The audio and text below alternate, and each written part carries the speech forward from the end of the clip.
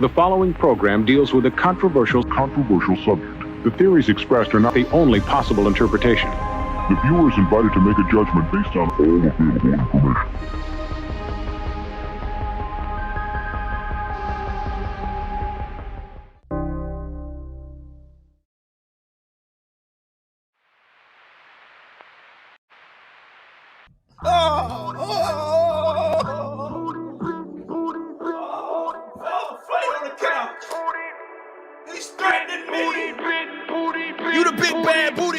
What can I do to you? I can't do anything to you, man.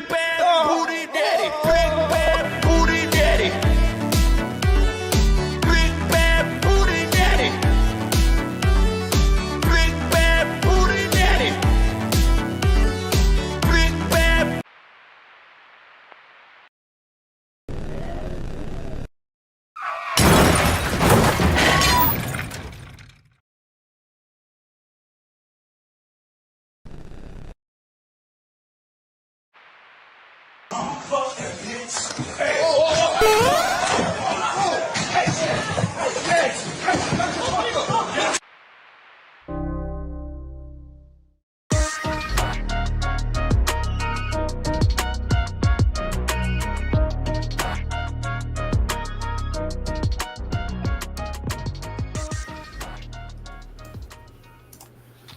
All right, so I'm spending the whole day putting in a massive PSA card order, and I've got all these cards left to put on my final submission that's already got like 50 cards on it, and fucking PSA starts fucking shit in the bed and doing this shit.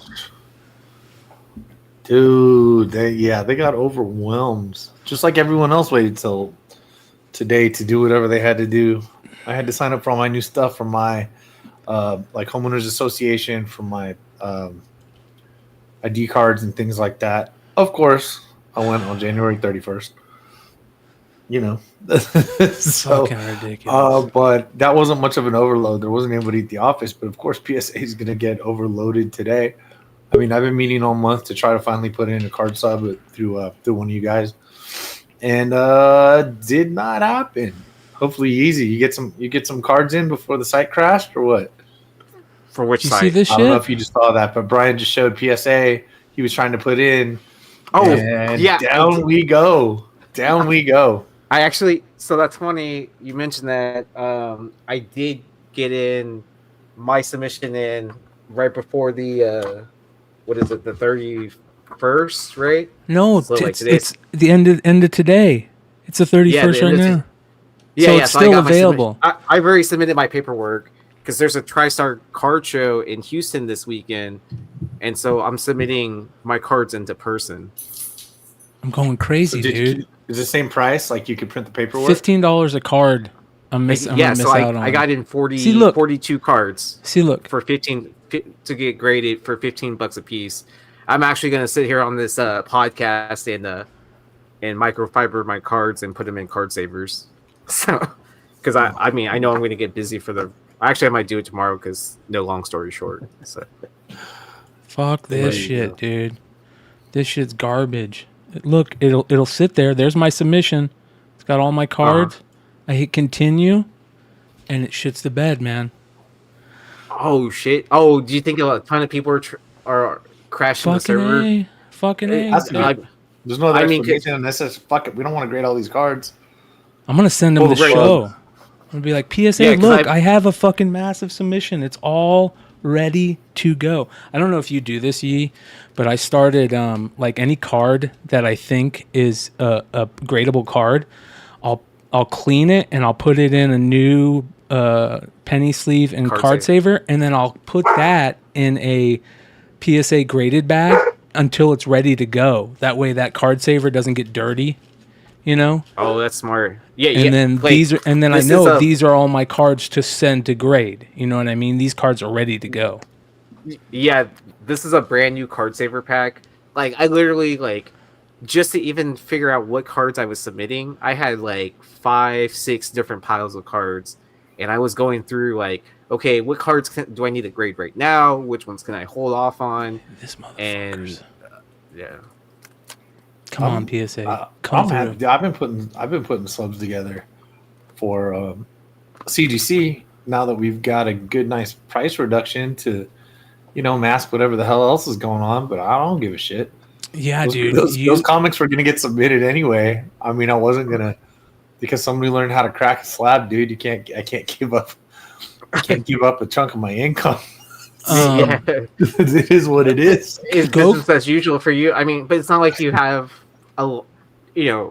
everything you're submitting doesn't fall into those books that are all new. Thank God, JLS Comics enough not to use your services. And I do, and most of the stuff I grade, I don't have any problem with CBCS slabs or with their, and it is the sonic welded technology, so it is better. But to be honest, I mean, I use them honestly because it's it's how you make a few more dollars, and that's what people want. So it just is what it is. And because I do have a dealer account over there, so now it's only like 18 or 19, 18 something dollars for a modern book to come back in a month. I mean, to me, I can't beat it. People are just going to be dropping off. JLS Comics just saved my ass, dude. Oh, so what you should do right now, before it gets too close to midnight, is email. I already did. Okay. Yeah. Customer support. Just so you have your case in, saying like, hey, I'm trying to submit this before, to see if they can get it, like if it doesn't get resolved by tonight, that they can at least, so that way you can at least like try to be like, hey, your server, your I get to add more cards to the list. Hey man, I'm just giving them more money. Hey, check the chat. JLS Comics says we are extending the Collectors Club exclusive January special until 11:59 Pacific on Thursday, February 1st.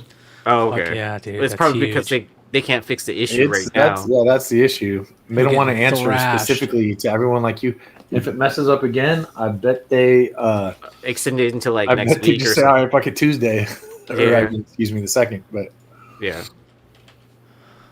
Or just keep on extending it or whatever. I mean, because this deal was introduced, like, it was the last, the 12 days of grading, seasons of grading or whatever they were doing during the winter. Like, they had different promotions for all their different services. And then this was the last one, was a $15 special for grading for modern sports cards, 93 to present. No, I didn't put mine in. Was it only for sports cards? Yeah, but on 92 to present, so there's a stack. I have a stack like this of Jordans and a Jerry Rice rookies and like, all these older cards, the bow with the bat and the shoulder pads, the horizontal one. I got a ton of them, dude, and I can't send any of them in. How many? So can you submit what you already entered? Like to be on the safe side, make I already did. It won't let me. So that's what he was trying to do early, like a little bit earlier, until he saw the bad gateway on the. Yeah, this is what I've entered already. There's like 60 cards in there that I've entered already, and I have like probably 20 more to go. And then I'll be putting out. What I'm going to do, you guys, is I'm taking video of it. And I'm going to be showing the cards. I had a stack of cards that I wanted to either clean or get ready for grading. Some of them were just so bad, you guys. You guys are going to trip when you see the video that I make about it. But I'm going to basically go through all the cards, and then we'll wait till they get back, and we'll see what I got and what I thought they were. So, because when I submitted cards through Stein, he had taken a look at my cards and wiped them down for me and all that, because I was getting new to like grading cards, and he also predicted what he thought the grades of the cards were going to be. He was pretty spot on, to be completely honest. It doesn't surprise me. Yeah, and then and so I started researching a little bit more on like how to grade cards myself, what to look for. I even bought like a centering tool and stuff and all that, and even a loop. Dude, many new cards you can't even send in if they look centered and good because there's so many scratches. Right. Well, yeah. Really? So, because you know how I have that Jordan from I think Bowman's Best, the auto. Someone at one of the card shows I was at finally pointed out like how they found it to be a 7 because the centering looked good, surface looked good. It was on the back of the card. There's like this indent at the very top, like a printing line indent or something like that.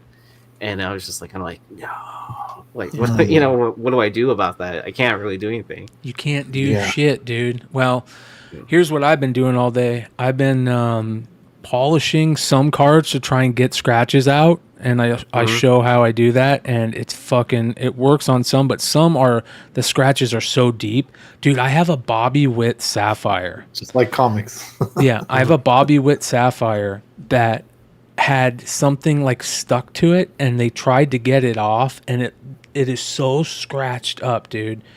And it is, I mean, it's fucking horrible. It's so bad. You pulled it like that, or you bought it like that? No, I bought it like that. I bought it for $70. I bought like 4 Bobby Witt Jr. Sapphires when they first hit for like $70 a piece, and I bought one that it already came in a gold thing and everything. And when I looked at it, dude, I saw the little thing on there that they were trying to get off.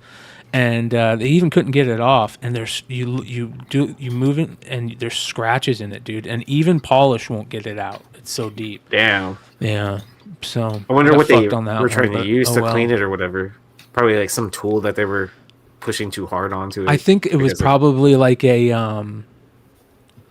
not a microfiber towel, but they probably tried to like clean it with like a towel, like a paper towel and some alcohol or something, you know what I mean, to try and get that shit maybe off. even like a cotton swab or something like that to it. Yeah. Something that was like super abrasive to the surface of it. Can you use those face pads, like comics? Everybody, but it'll uses the scratch Swifty, them, dude. The makeup remover pads. Yeah, I mean they're really soft. They're for. Yeah, I mean if it's like it gets little pieces everywhere too. I use microfiber towels. Yeah, I use these. Like these microfiber, like they're little microfiber. Yeah, like what you use to clean glasses or Okay. like computer screens or monitors or whatever. Yeah, it's crazy shit. It is crazy shit. So anyways, that'll be coming, you guys. We'll talk about that. We're going to talk about this. What's that? Metazoo, Metafail. We are definitely going to talk about Metafail. This is what I'm drying my tears with now instead of my Wonder Franco cards. Yeah, thank God I didn't buy 2 cases of Metazoo. There was a point in time where I was this close to buying 2 cases of Metazoo just to put them up and sell them and think about selling them in 2 years. Not anymore. I was trying at the beginning. I was striking out, and it kind of slipped my mind, and I didn't get. And remember, wasn't it Metazoo that line we had to get through? It took us 10 minutes to fight through those people at Comic-Con, Brian. Yeah. Yep. And we're like, fuck this. We're not. No, we weren't even in that line. Remember? We couldn't get through the people in the line. Yeah. They're like, no, the line is way the fuck over there. We're like, we went the wrong way, dude. So it dropped during New York City Comic-Con one year. Yeah. For first series, for the first edition or whatever. And then that was the con where where some grandma got pushed over because they opened the line or whatever.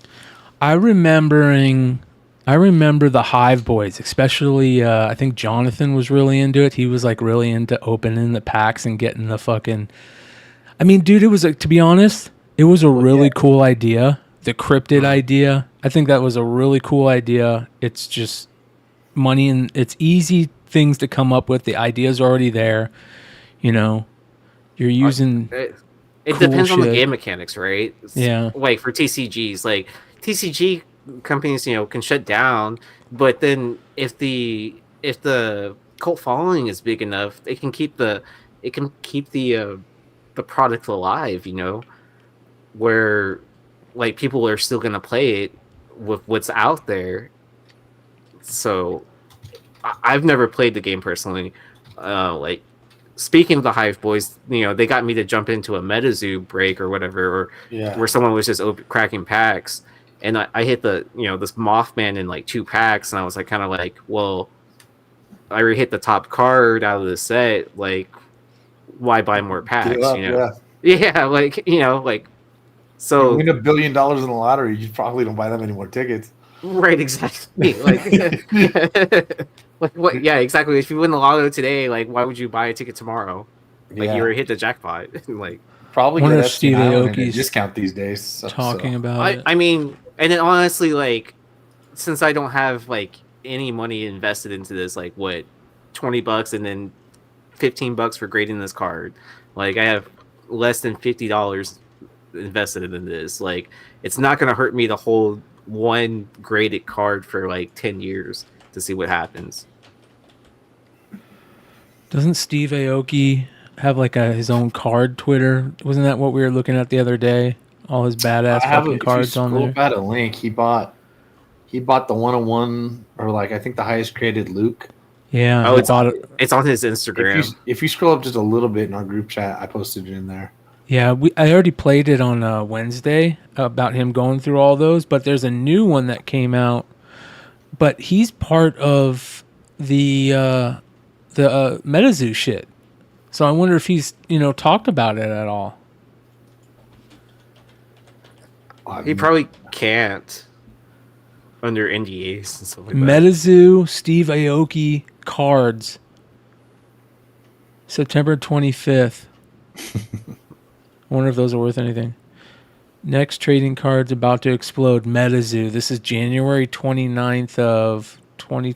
No fucking way. You can always watch Sports Card Investor video. The next trading cards about to explode. Breaking Metazoo with Steve Aoki. What the fuck?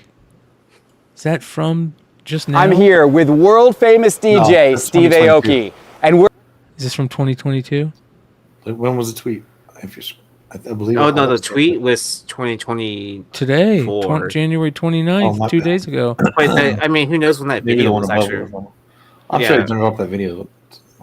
Aoki, and we're about to open the hottest new product in the trading card game space, Metazoo. Is he in Arizona or Vegas? He's rich. He's probably in Vegas. I think he's in Vegas. Yeah. Yeah. Look at his fucking house, bro. This motherfucker. He's awesome. That's all I gotta say. Yeah. He is. I mean, if the dude throw a cake at your face, like at a regular show, like, that's awesome. And he gets paid. The Sports Card Investor is brought to you by He gets paid so much money to do that shit. Yeah. Up and coming cards, up and coming products. Those of you who like to get early on the bandwagon of what might be the next big thing, you might be looking at it right here. And Steve. Sorry, Jeff. I'm sorry, but you were a little too. Hive did breaks with these things, right? I think John. I don't remember what show it was at all, but I think John came on and dropped and opened some packs with us. Yeah, I think he ripped a box or whatever. Yeah, I don't know if it was. Look at look at motherfucking Rage Theo on there, looking like fucking Steve Aoki for a second. All right, here we go. Here. I thought the nickname was always John Wick for Rage. Let me see here. Well, I was looking up Steve Aoki, so I felt like it worked. Anyways, Aoki cards. I'm deep diving a little bit too much on this. Aoki sports cards, maybe that's it. I don't think that's a real account, dude. Well, I ain't gonna fuck with it. But anyways, Metazoo is donezo. Metazoo Games announced its immediate shutdown on the end of August. At the end of August. Is this like translated or something? Metazoo Games announced its what the fuck, right? Doesn't that look weird? It's probably written by AI. Yeah, shit. There we go. Metazoo Games abruptly closes up shop. Abruptly announced that they are shutting down on January 29th. The company has also wiped their social media pages. Oh, shit. That's kind of cheesy. Yeah. Like, kinda leave the shitty. legend out there. There's probably people still enjoying it. Yeah, that's kind of shitty. I mean, I don't know. I'll be honest, I haven't played any of these things. Like, my last I don't game give a was fuck, Pogs. but I bet you there are fans of it that are probably like, Somebody plays Pogs out there, dude. yeah, Yeah. yeah. I don't know Well, who. I mean, like, There's look got to at be a like, fucking slammer convention somewhere. well, I mean, like, look at like Yu-Gi-Oh and stuff like that, and Pokemon. Like, those TCGs like survived, and I'm sure Yeah. they've. I mean, I would think like Yu-Gi-Oh had its up and downs at some point in time. Like, I don't know how popular it is in trading card shops. Like, I don't go there. It says here,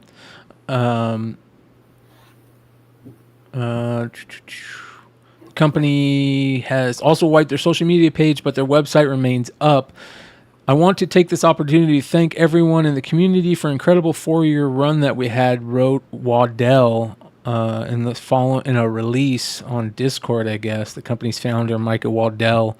He said, unfortunately, that era has passed, and faced with logistical and product gridlocks, Metazoo games can no longer exist in the current economic and collectibles market.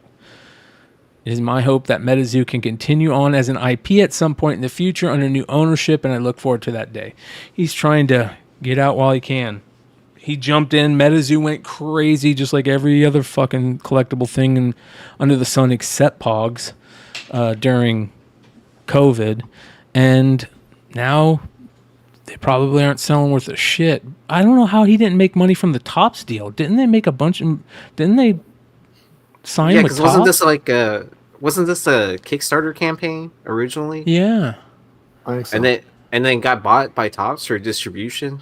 Says Metazoo TCG seemed to be moving right along through the end of 2023 as Kuromi's Cryptid Carnival had recently hit Target shelves and also snagged a spot on TCG Player chart in October. From the outside looking in, it appeared that business as usual at the TCG company. The statement announcing their closing also mentioned that more information would be released via their Discord channel when it becomes available.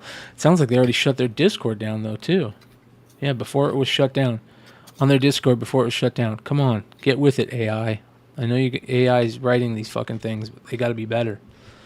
So I think I'm gonna start a Pog grading service after we hoard like 500,000 Pogs. That'd be hilarious, bro. Start grading Pogs. Right? I'm gonna start. Yeah. I'm gonna start making bootleg Pogs now and send There them you to go. you. That would be all you hilarious. gotta do, I wonder man. what the very first Pog is. I wonder if... Let's look on eBay for Pogs. They're cheap. Are they, dude? Like the I've been original Yeah, ones? you can find hella fucking Pogs, dude. I've considered just buying cool Pogs. You know what I mean? I thought PSA already graded Pogs. Oh my god. Let's see. I mean, don't they have cases for like similar cards to the size and everything? Well, they're NGC for coins. Oh yeah, So yeah. That'd be They actually started the as perfect case. milk caps, right? Milk caps back in the day, right? I don't know. Some bullshit like that. A Wayne Gretzky slammer for $30. Get 3 of them. Slammers. Oh dang! People in chat are saying they'll buy my bootleg Pogs. Hell yeah! Look, dude, $21, bro. I'm gonna start making band Pogs now. What's You up? can get the Beyond Wednesday's original. Pogs, dude. Let's go. Bro, Oh yeah, yeah. bro. Dude, Let's go. We Hartman. figured it out, man. Let's get on that. Cartier, where are you at, bro? Hey, we'll have tournaments in San Diego. Fucking A. That's a great he's idea. he's in chat. He said, "I almost bought a Pog Let's go. maker." Dude. Oh man, I'm sure you can still find one in like Amazon or something like that. That's a great fucking idea. Hey, shout out to Haven for Heroes that says there's a Spawn set that gets good money, because I have that Spawn set in my previews for a Batman preview I had from like the 90s. But I want to shout out Haven for Heroes because they had a fucking killer YouTube video the other day. Did you guys see this? I don't know if you guys had a chance to see it. By the way, you guys, make sure you sub up to Haven for Heroes. Where is it? Videos. Oh man, wait. CGC is garbage. Don't grade another comic until you watch this video. And it was fucking excellent, dude. Absolutely excellent. If it'll play. Oh boy. I love how he starts. We'll just start it for him. Make sure you guys, I'll share it out for you, Emmett. But what are you talking about? It's already at 6.4K views, 5 days.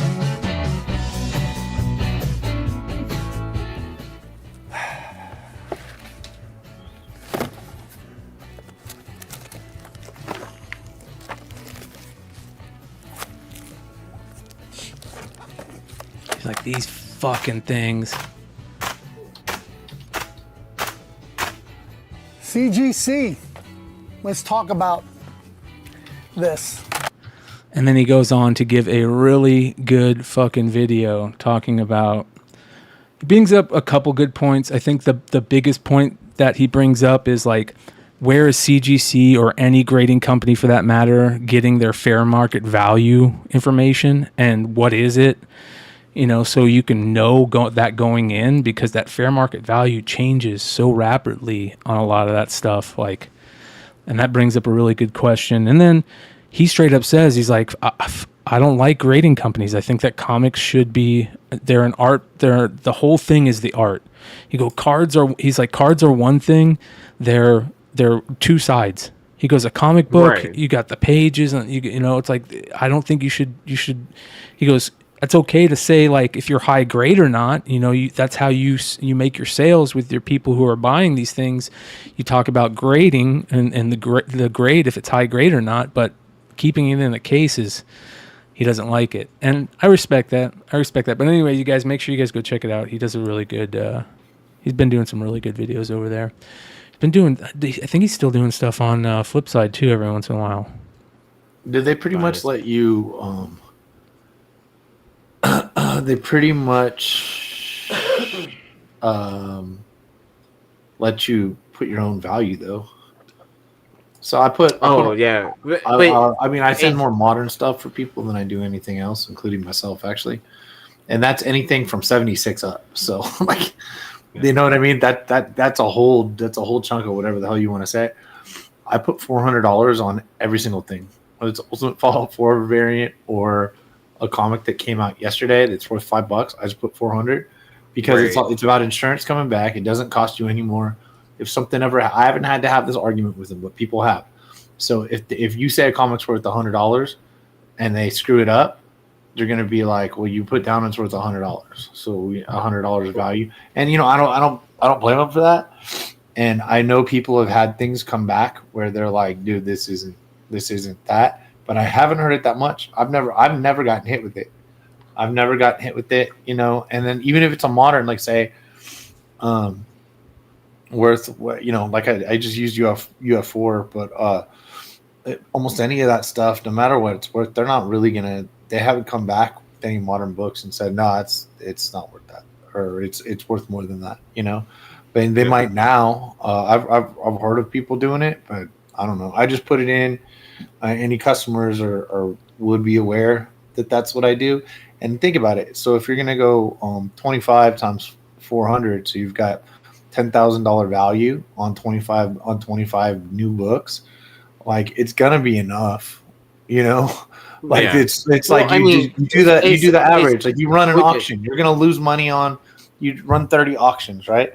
You probably lose money on 5 of them, break even on half, and you hope the other ones go nuts. You know, same as live sales, auctions, anything like that, whatnot. You know, sell $50 book for $5. Okay, well then $50 book, one of them sells for 125, and you go okay. And so you know, the people in the chat, why would you pay that much? Well, you didn't complain when my $50 book sold for $2. You didn't have anything to say then, so shut up and let me make a few bucks on the next one. You know, yeah. I don't lie about prices. I haven't even been live in 14 months or something like that. But yeah, so I don't know. Well, I haven't really seen them kick it back. So I don't. So it just depends. Yeah, one of the first times I submitted to CGC, someone that was helping me fill out the form even said, "Hey, just put the maximum for this grading tier." Yeah. Because like if something does happen to it, you at least have the highest claim you can get on it, and then they'll actually assess it if something happens. Fucking Gloria. You are glorious. Okay. Keep looking. Keep looking. One of these days. I want to give a big shout out to our boy Drew at Wanted Comics for throwing out these crazy videos. By the way, are you're pressing all these books that he's showing, right? Okay, I didn't do the SS books, and They because probably nobody did. need them. He pulled those, but the thing that's different about him, especially those thick books, is he's had bagged and board, and I mean not all of them because I fixed them, but like he's had a warehouse of bagged and boarded books.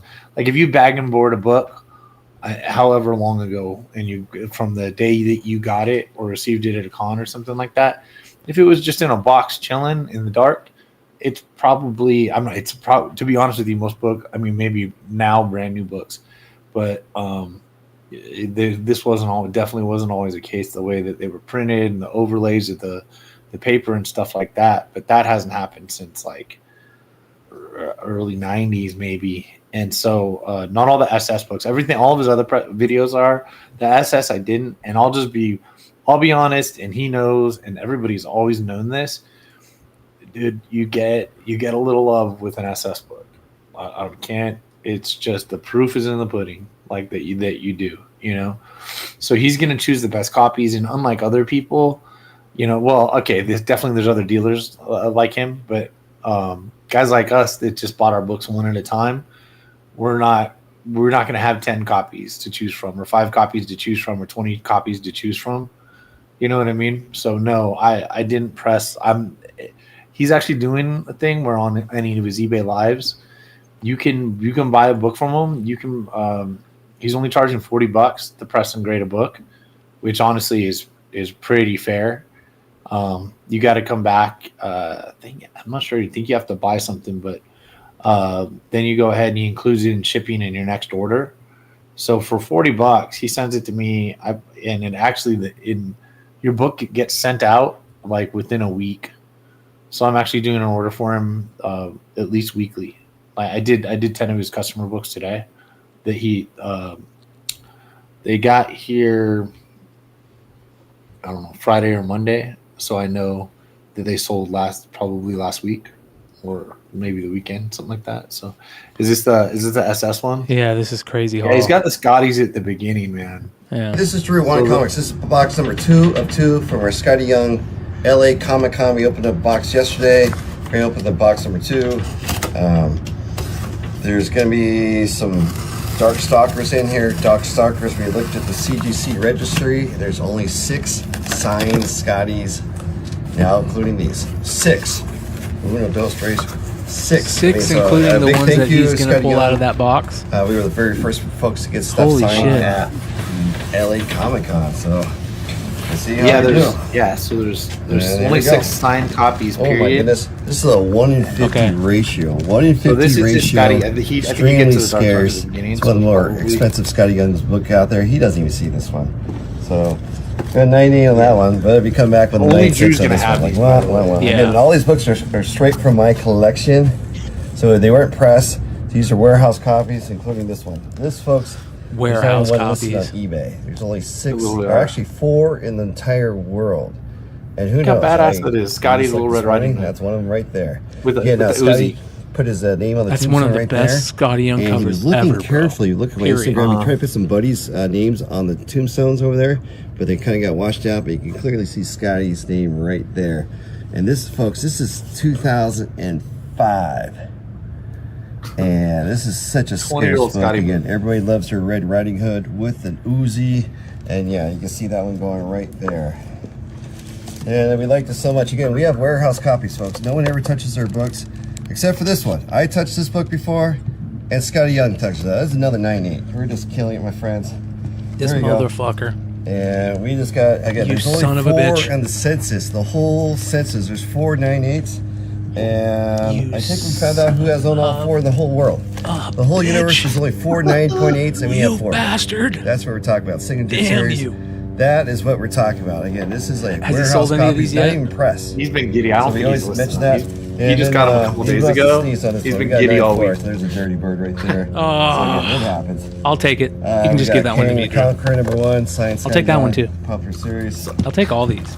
I'm a Skottie Young fan now. Another Oh, he was, and so we actually, Again, that's a 1 so he got in with ratio. Skottie that day. And again, we come He back got in in early to the 96, con and- to get the first ones. This is LA Comic Con, and so it was so it was really cool. Went over, we talked to Skottie at the booth after that and stuff. Tried to get him to go have an IPA. The weird little known fact, he really likes red wine. But we were by the beer garden, so anyway, we're gonna bring him a beer because it's one of the cons you can walk around with beer at. Nice. And, if you grab it at the beer garden outside. So, that's So all these, I mean, come on. But unless you're like a major Skottie collector, nobody has multiples of these sitting around. Especially these books from 2012, 13, 14, or was that 2005 or 6 for 2005 for that Darkstalkers. I put the census in our chat, Brian. Yeah. For the Darkstalkers, like he's got, so there's 13 graded copies, and he's got the 5 of the SSs. There's 4 Universal 9/8s and 4 SS 9/8s, and all 4 of them are like in this video. Yeah, good luck. Talk about a ghost book, right? Oh, absolute ghost book and gorgeous. I didn't know about that book until recently. That's a great book, dude. I didn't. And if someone It's a had Ben like Stein brought it book. up, I'd be like, "Oh, that's just a book I'm not going to see." So I didn't. Mentally catalog. I do look. I definitely have always tried to buy Skottie's. I enjoy his art, but also, they're Skottie so books, good. they don't go down. Yeah. They just don't. How many people from young to old are actually Skottie collectors? A lot, Yeah, dude. And it's like a cult following at this point, right? it's I blowing believe me he's away. one of Marvel's only cover artists under contract, and he's the highest paid Marvel cover artist. Yeah. To the best of my knowledge, if I'm wrong, Skottie, I'm sorry, but to the best of my knowledge, that's what's going on here. Yeah. I mean, how many comic collectors, or do you know where their spouse or whatever, if they weren't into comics, that was their entry point, like Skottie Young? 100%. Yeah, wife or kids, dude. Like, if you want reasons to go to, I've noticed the family. Okay, happens not to be me, but the Family Guys, they try to get their wives and kids into something, right? Good shit. Like, Dino's wife likes horror. Hey, everyone, movies, this is right? 31 He's like, Comics. hey, he starts collecting order books, and then These are non-press copies. There's some more. yeah. Damn. So just tons of these, man. I love it. I love that one, dude. That's one of my favorites. Top 10. Dude, it'd be hard to do a Skottie Young top 10, man. Oh yeah, definitely. Well, so many covers out there too. Yeah, and when Skottie Young's baby covers first came out, I couldn't stand them. But after probably a year of him doing them, I was like, all right, I gotta go figure out what was the first one. Screw you. Love to screw you. Screw you is one of my favorites. Yeah. Oh yeah, That's a that tough Deadpool one. one. Yeah, Uh-huh. I have both of those graded and signed from Skottie. That's Nice. the very first Skottie Young baby cover right there. That's She-Hulk 58, dude. Yeah. From 2012. That Yeah. is tough, dude. 12-year-old She-Hulk first appearance is right. It's Oh yeah. super tough. Yeah, and it's very affordable too. I don't know what it is now, but One of my favorites, it's on my IG. It's one of my favorite Skottie Youngs. It's Amazing Spider-Man. It's a one-shot, and it's got Howard the Duck on it, and it says "Back in Quack." yeah, Yeah. Oh, I know which one. Yeah, not a lot of people know about the Skottie Young. Yeah, I'm with you on. ooh, that's my favorite. That's the I top didn't 2 try right it. there. That was sick, dude. Top the That 2. is, dude. Yeah. That's the 2012 too. That book's impossible. Oh, he's got. Can't even Dude, find it. I love that fucking. That's probably top 2. I So can't think of you- one better. That's good sig placement too, like Yeah. right on that hill where it's like not distracting or anything like that. Yeah, Oh, I yeah. think that Skottie Young that is top. It's got to be top 2. I can't think of anything better in it. What, right that now. one? The No, he's talking about I the like that one Morbius. too. That's Oh, the top Morbius, 10. yeah, the it's out Morbius, there, the man. baby bottle Morbius. I like that's a top 10. Oh, the Thanos, the come at Yeah. me bro with the little balloon. Yeah.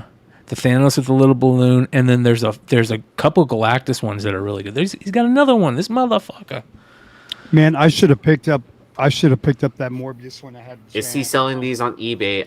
Yeah, I mean, I follow One Yes. Comics on eBay. And eBay eBay Live. or his eBay Live, but I'm being honest with you. He's probably for any of these to run, especially in the 9/8, he's probably going to have more than 200 people in a show. Yeah. But I think he's averaging out at to least him. 150 in a show or something. He might sell them. Reach if out it's to a him. hot night or it's only a Skottie night, he has whole Skottie shows. Mm-hmm. You know, he just should. I'm like, hey, still should have sent him to me. Ooh, yeah, Skottie does have some good Wizard of Oz covers. Try to find the second print for issue 1. That one's tough to find. And I'm with you, Brian. Like I think when I first in that era, a lot of the books that he showed, the Marvel Now and stuff, when they did the reboot right after DC New 52, it's when I started to see more of his covers. It's also back when I was getting back about 2012 when I started to get back in, and so I was at first, I believe, kind of sort of looking over what's it called, overlooking them, like, oh, they made a kids cover, and then I just realized he started to make them. So instead of just glossing them over on my way to find the ratio variant to flip on a Wednesday, I was like, oh, these are cool. I was like, no, the same guy's doing these. These aren't made. You know what I mean? It was sort of my hobby. Yeah, so that's kind of how I found out about him, and then started to appreciate really what he was doing by checking him out. So that's. I don't think my top 10 Skottie Young would be all baby covers. I think that he's done so many good ones. That Venom, that Deadpool Venom, the second print of What If or whatever, that's a great cover. I mean that Darkstalker's a great cover. I like the ASM 611. Which one is that? Where that's the one with Spider-Man and Deadpool both on the cover. Oh yeah. All white background. Mm-hmm. Yep. And then like it has his like overstretched style that he does, like where it almost looks like pencil sketches. That book is keeps going up, man. Does it?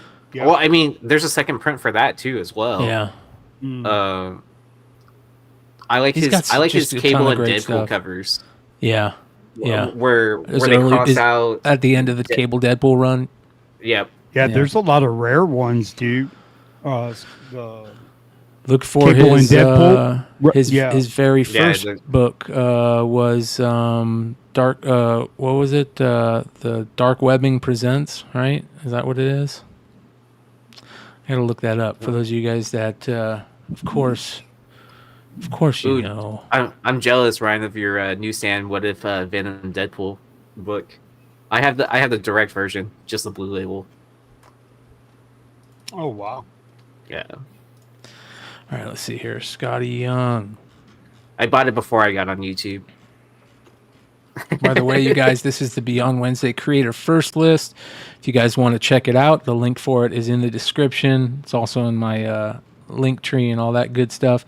Digital Webbing presents #1, and it's also his first cover. Let's take a quick look. Let's see what that sucker's selling for on eBay. I bet you there's probably very few 9/8s of this thing. I can't get this Justin Bieber song out of my head, dude. Here it is, $53. So you're just like jamming it now, like on Spotify, $30. like with your headphones. That's the first Skottie Young right there. What? Yeah, first Skottie Young cover and first Skottie Young book. Interior. That was the first interior. Mm-hmm. Wow. I honestly, I've never looked into it, and I didn't know that. Although I can't lie, that's not something I probably would have seen.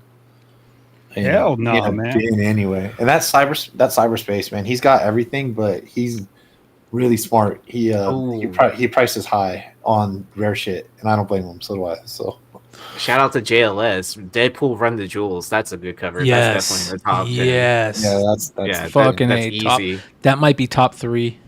Yeah. I can see that being the top 3. Like not only for like rarity, but like also really good art and homage, and then I like the Deadpool he's got one a lot where of he's independent hanging stuff too, man. Like or the Moon Knight one where he's hanging from the moon.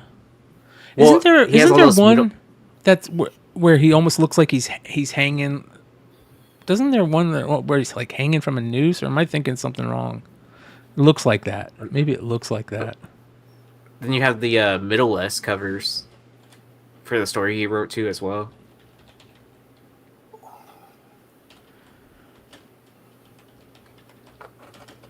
gotta see this. Yeah, that one. That one's fucking awesome right there, dude. Oh, I remember when they came out. Yeah. Yeah, too bad they tried to fucking do you poo it. That's a really good one too. I hate to say it. Dude, all of his shit's just good. Period. Ain't no fucking around with him. Did you guys see this shit? Hood, what do you think? Your Supergirl is donezo. See, now why you got to pick on me, Brian? You know, the chick from Game of Thrones is gonna be fucking Supergirl. You know what it is? This is a big no go for in me. there, bro. This is a no go. Right? I like this. Supergirl. like I liked the show. I liked her. I really liked her in the show. She only got like the 4 episodes because of the time jump. Yeah. Oh man. She's. I thought the Supergirl. Man. Nah, man. I thought the Supergirl from the Flash was badass, dude. I'm not saying we're she never wasn't. gonna get to I see liked her it. again, I'm not saying she wasn't. I like this. Fucking the casting. Yeah, maybe she'll come out in something else. Mama. Do you see where How many James Supergirls Gunn have we talks? had in the last like 5 years? Do you see where I think it was James Gunn or she talks about what the role is going to be? Where she's like, all right, here we go. In our series, we see the difference between Superman, who was sent to Earth and raised by loving parents from the time he was an infant, versus Supergirl, who was raised on a rock, a chip off Krypton, and watched everyone around her die and be killed in terrible ways for the first 14 years of her life. Then came to Earth when she was a young girl. She's much more hardcore. She's not exactly the Supergirl we're used to seeing. And that is a perfect casting for this girl. I agree. She fits that casting, that kind of bitchy, you know, like major chip on her shoulder, like doesn't want to take any shit from anybody. You can tell she's kind of like going to be punk rock. I imagine, you know, she'll kind of be punk rock style. They'll probably do that stupid punk rock style crap, and which could be good though. It could be good. Could be really good. But I totally see that. But you know what? That's not what I want for Supergirl. You know what would be a badass Superman story? Like when he landed on Earth, he landed in like Crenshaw. You know what I mean? And he was raised by African American single mom household, right? And Superman was always having to duck and dive bullets and shit like that.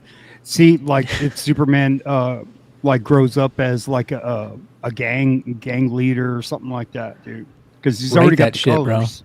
Write that shit. He's got blue and red. That's a great point. That's a great point. He'd be torn, bro. Yeah. He'd be torn. Yeah.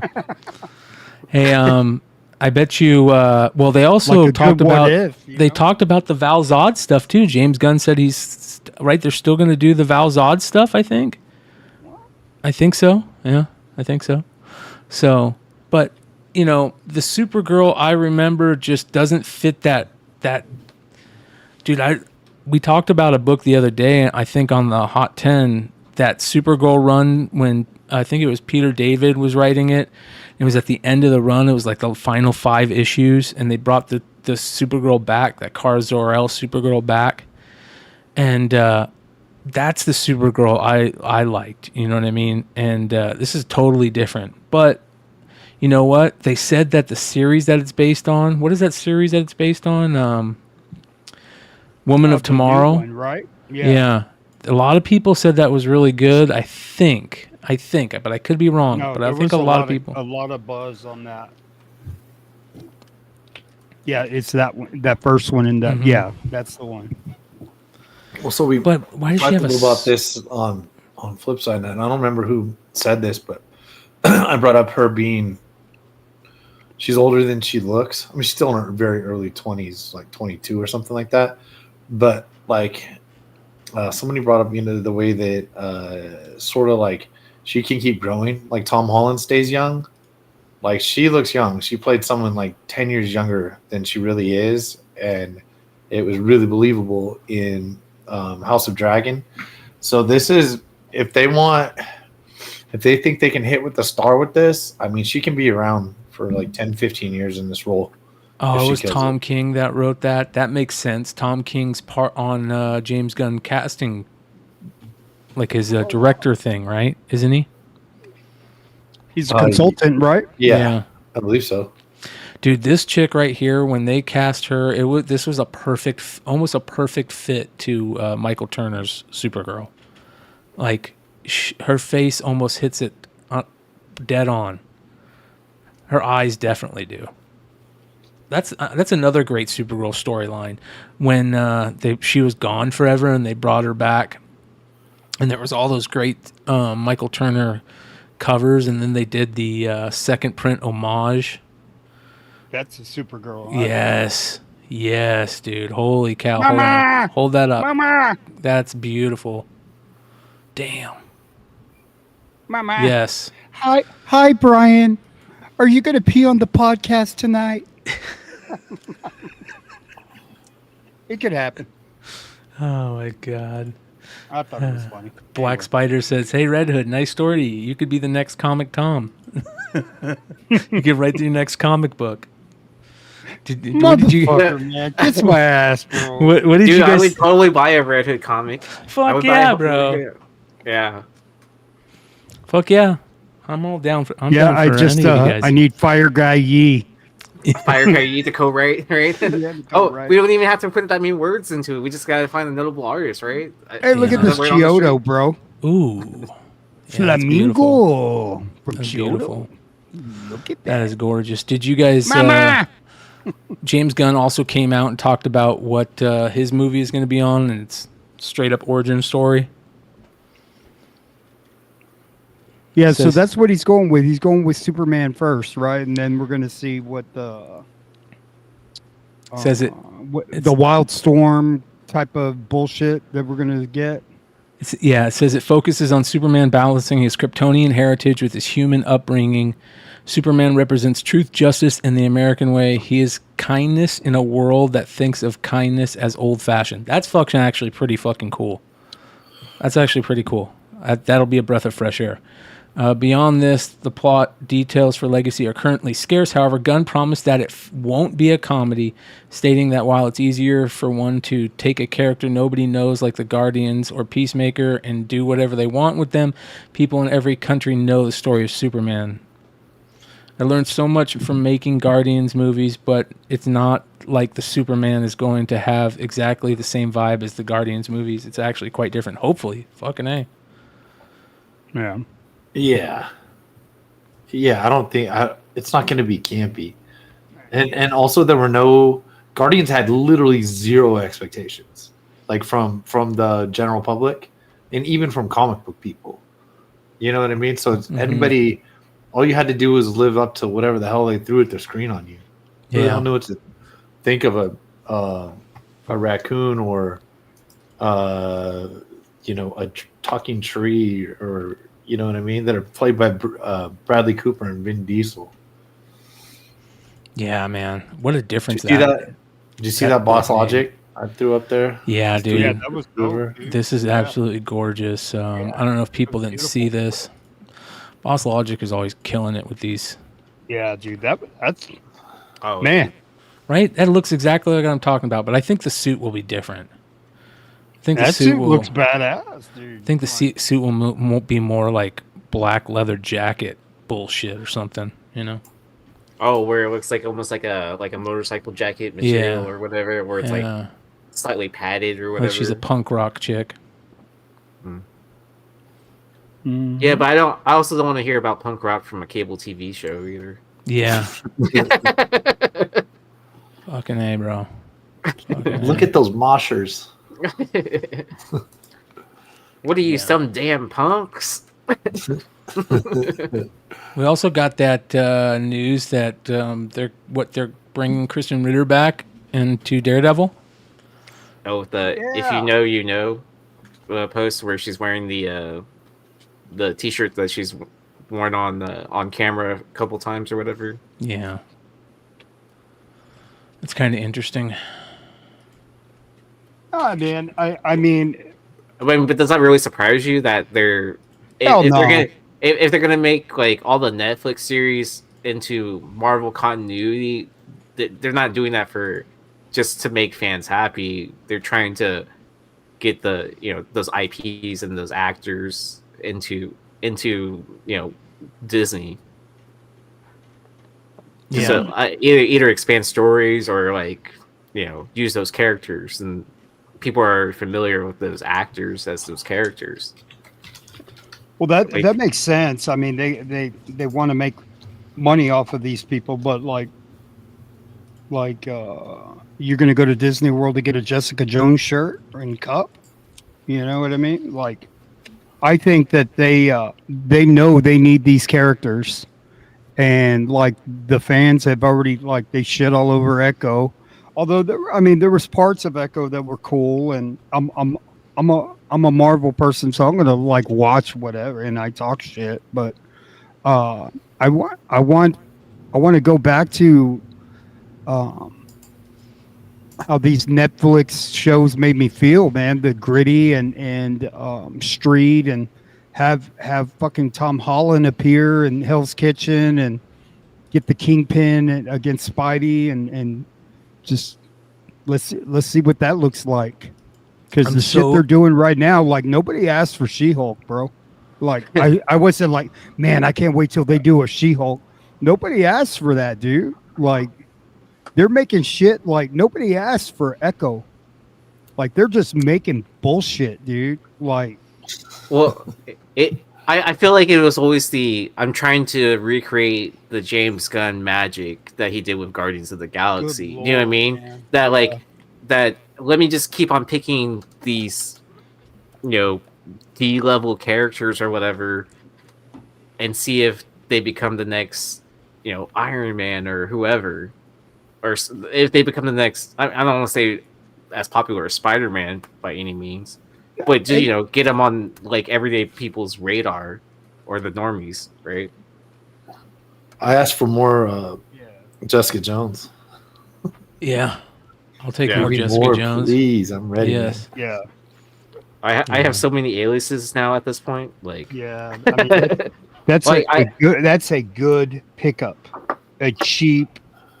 If you want, we don't spec anymore, but great fucking if you casting. want a guess on what book would be low hanging fruit, would be the Alias #1. Right, because it got to a low point, at some point where you could pick up a raw copy for probably $40 or $50 at one point. I mean, I'm sure with all these rumors, it's spiked back up to $100 book, and then. That all black cover, it's not an easy 9.8 either. Hey, I got this for $5, bro. It's the Lego hammer. Look at this shit, dude. $5 always. It's probably gonna come all fucked up, dude, because I haven't put Legos together in a long fucking time, dude. It's probably 5 Legos. But it's millionaire. It's millionaire. Nice. And millionaire. But those are those high end Lego sets too, right? Yeah. When those first come out, they're not cheap. But $5, bro. I was at half price books and had it there. And I was like, $5. Shit. And then this little boy, Mom, dude, throw it to me. Fuck off, kid. This is mine. Get your own. Yeah. No, I'm just playing. Then you punch the grandma for it. Hey Brian, do you remember the Dallas Cowboy cards and cheerleader cards? The 1981. I bought a pack. Look at this. Hey, bro. Wow, dude. That's somebody's mother right now, bro. No, it's somebody's grandmother, bro. Yeah, somebody's grandmother, dude. Yeah. All of them are. Somebody said this is the last time they won. They won in the playoffs. Yeah. Right? Yeah. Hey, did you guys see the Suicide Squad game? Did you guys see anything from the Suicide Squad game yet? I've been playing Tekken 8, so I saw the end. Okay, that's what I want to talk about. This shit right here is crazy. This is the I don't ending. do games, so I don't know if we're doing spoiler. I saw in the comments some people didn't like this. Yeah, this is nuts, dude. This is how they end so if you're the playing Suicide this, Squad. this is the end of the game. I think turn it off if you don't want to see it. Yeah, so stop at this moment in time. Now. Yeah. You know, Joker, Used to be real good at hurting people with words. But you, boop. Even when you're evil, you're still too good. You had a good run, Brucey. Flying around Gotham, punching bad guys, cleaning up the streets, causing long-term mental and emotional damage to everyone you knew. It's our turn now. After all we've been through. Oh. Bet you didn't think it'd be me at the end, huh, Bets? Are we done with your bad stand-up routine? Almost. But you always gotta end on your best joke.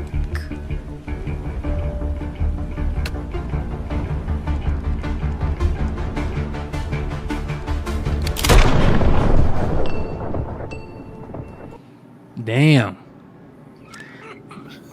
Damn. It Look at that shows blood them splatter. dude. Fucking blood splatter.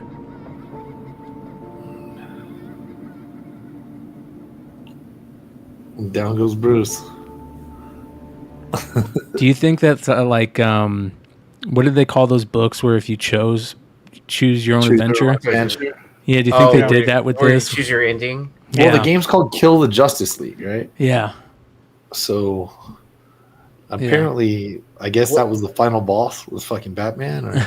Well, of course, dude. Well, Batman's the there's a lot baddest. You ever seen Tower of Babel or Red Tower of Babel? No, but I'm just saying it's him or Superman. So I'm gonna say this. I don't want people to get pissed off at me, but like I look at Harley, right, the character, and I'm sort of convinced now. I don't think she takes a bath. Have you never hung out with a punk rock? Right, chick before? it just feels like she doesn't take a bath. I mean, she wears the same fucking clothes. Like, I'm convinced that she doesn't take a bath. Brought to you by Redhood Thoughts. Yeah. I mean, she looks like she smells. Deep right? Thoughts with Jack. You ever see Handy. somebody out there in the street Deep and they go, Thoughts with "Man, Red I bet Hood." they smell like shit. That's Harley right there. I used to hang out with all that crowd. Not even joking. Like you could smell them a mile away. And you Right. She's got hairy armpits. She never puts on deodorant. She's always sweaty. Nasty, bro. Ask Just saying. Gloria, says She Geek. Gross. I thought it was funny. Oh, bro. That's pretty interesting. So, yeah, she's nuts. There's a good chance of that. Yes. Hey, so I went to it's like a Michael's, and I got this stadium thing where you put like display your paints and stuff like that. So the little hamster wheels started going off in my head, and I said, you know what? I can put my old Star Wars figures. I hit up Nate. I said he's got a lot of loose Joe figures. So I went and picked up 2 of them, dude. Like, do you have that? It's on my IG, but for like, and they were on sale like half price at Michael's. It's like a Michael's. It's like Joann's. We got Joann's and Michael's. Like I don't know if they're still together, but they separated, Which one? and that's why they're Yeah, 2 they're different separated. companies. And you know, yeah. So it's called. Click on it, Bryan. This one? Yeah, Stamp and Supply Stadium. So look at that. You don't even need the acrylic to put on their feet, right? So They the fit little in there circles. perfect. So I got a whole shitload of them now. I don't know what to do with, but man, it holds up to like 60 figures. Well, see, when you sent this video, I wasn't sure if that's something that you had found, like someone like setting up, or if you bought that and put your own Dude. collection on. Yeah, Those would be I bought dope it for and Beast- I Battle said, Beasts. man, like the figures are fit, like, Yeah. and they don't fall, and the back, the back, like they don't fall at all. You can pick it up and just carry it around, and Oh, that's cool. Yeah. Not bad. Not bad at all. right, you can put your GI Joes, all your 3 and 3/4 figures. So it's pretty cool. Yeah. Did you guys see new books this week? Mm-mm. Well, No. let's go over. I swear I'm getting better at it. I'm not sure I am. I didn't see anything I wanted this week, man. Well, there's some pretty big books. I've been bagging and boarding comics that I should have bagged and boarded like years ago, and I'm like stopping to read stuff and you know to put away stuff as well.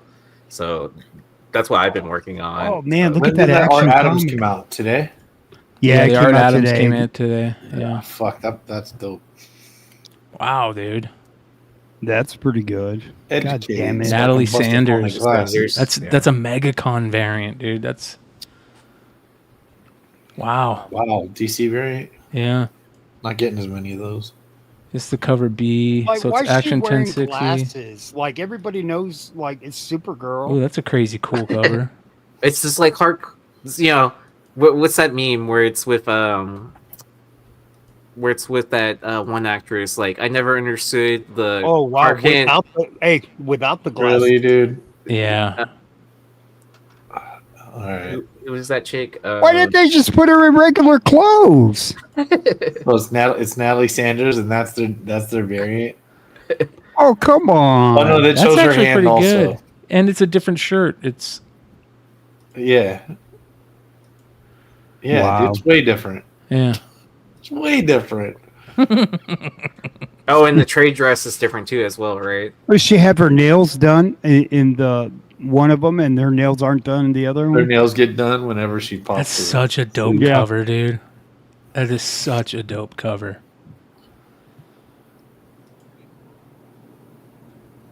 Man, I was watching the playback when Josh said Ethan Van Sciver sucked, and Bryan just fucking blew a gasket, dude.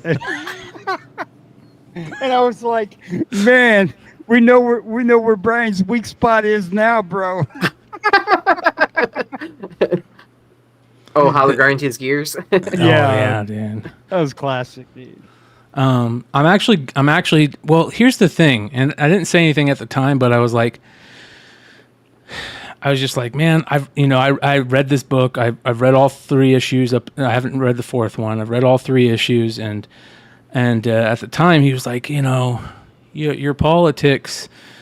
You didn't read Green Lantern because of how you feel about your politics, and that kind of like sat with me for a lot of that show. You can see where I go back to it, where I call back, and I'm like, hold on here, man. Like, what the fuck? I read those issues. And he's like, well, I read all 4 issues, and I thought it was pretty good. And I'm thinking to myself, there's only 3 issues. How'd you read the 4th? But I didn't bring it up. But then I was like, you know what, man? I'm going to review this book. I'm going to review this book just by myself. I'm going to go through it, and all the issues. I think it's only a 4 issue, right? Is it 4 issue? Maybe it's a 5 issue. How long is it? 6 issue? I don't know. I'll review it till it's after. I think it's only 6 issues. Wait, so I'll review the whole thing, and I'm just gonna do it myself. And I'm gonna call it Beyond Wednesday's issues, or issues on Beyond Wednesday, some bullshit like that. And I'm just gonna review it because I don't think a lot of people have even read it. And it's fucking not good, man. It's terrible. Man, what I liked is that's the type of shit you used to hear in the comic shop. People arguing about characters. 100%. So yes. I just like that. That's what I love about this show. And man. that's what I told It's just Josh. I was like, hey, man, I'm sorry if if that turned into something there. Like, I don't want that. Like, I want these conversations. So, and we figured it out. All right. You don't want to change people's minds. You just want to get them to consider. Yeah. Right. Oh, to see another point of view, right? Yeah, just to consider, like if you come on this show and you can't consider why everybody likes this cover and you don't, and just just take a step back and okay, why do they like this? Okay, am I missing something? Yeah.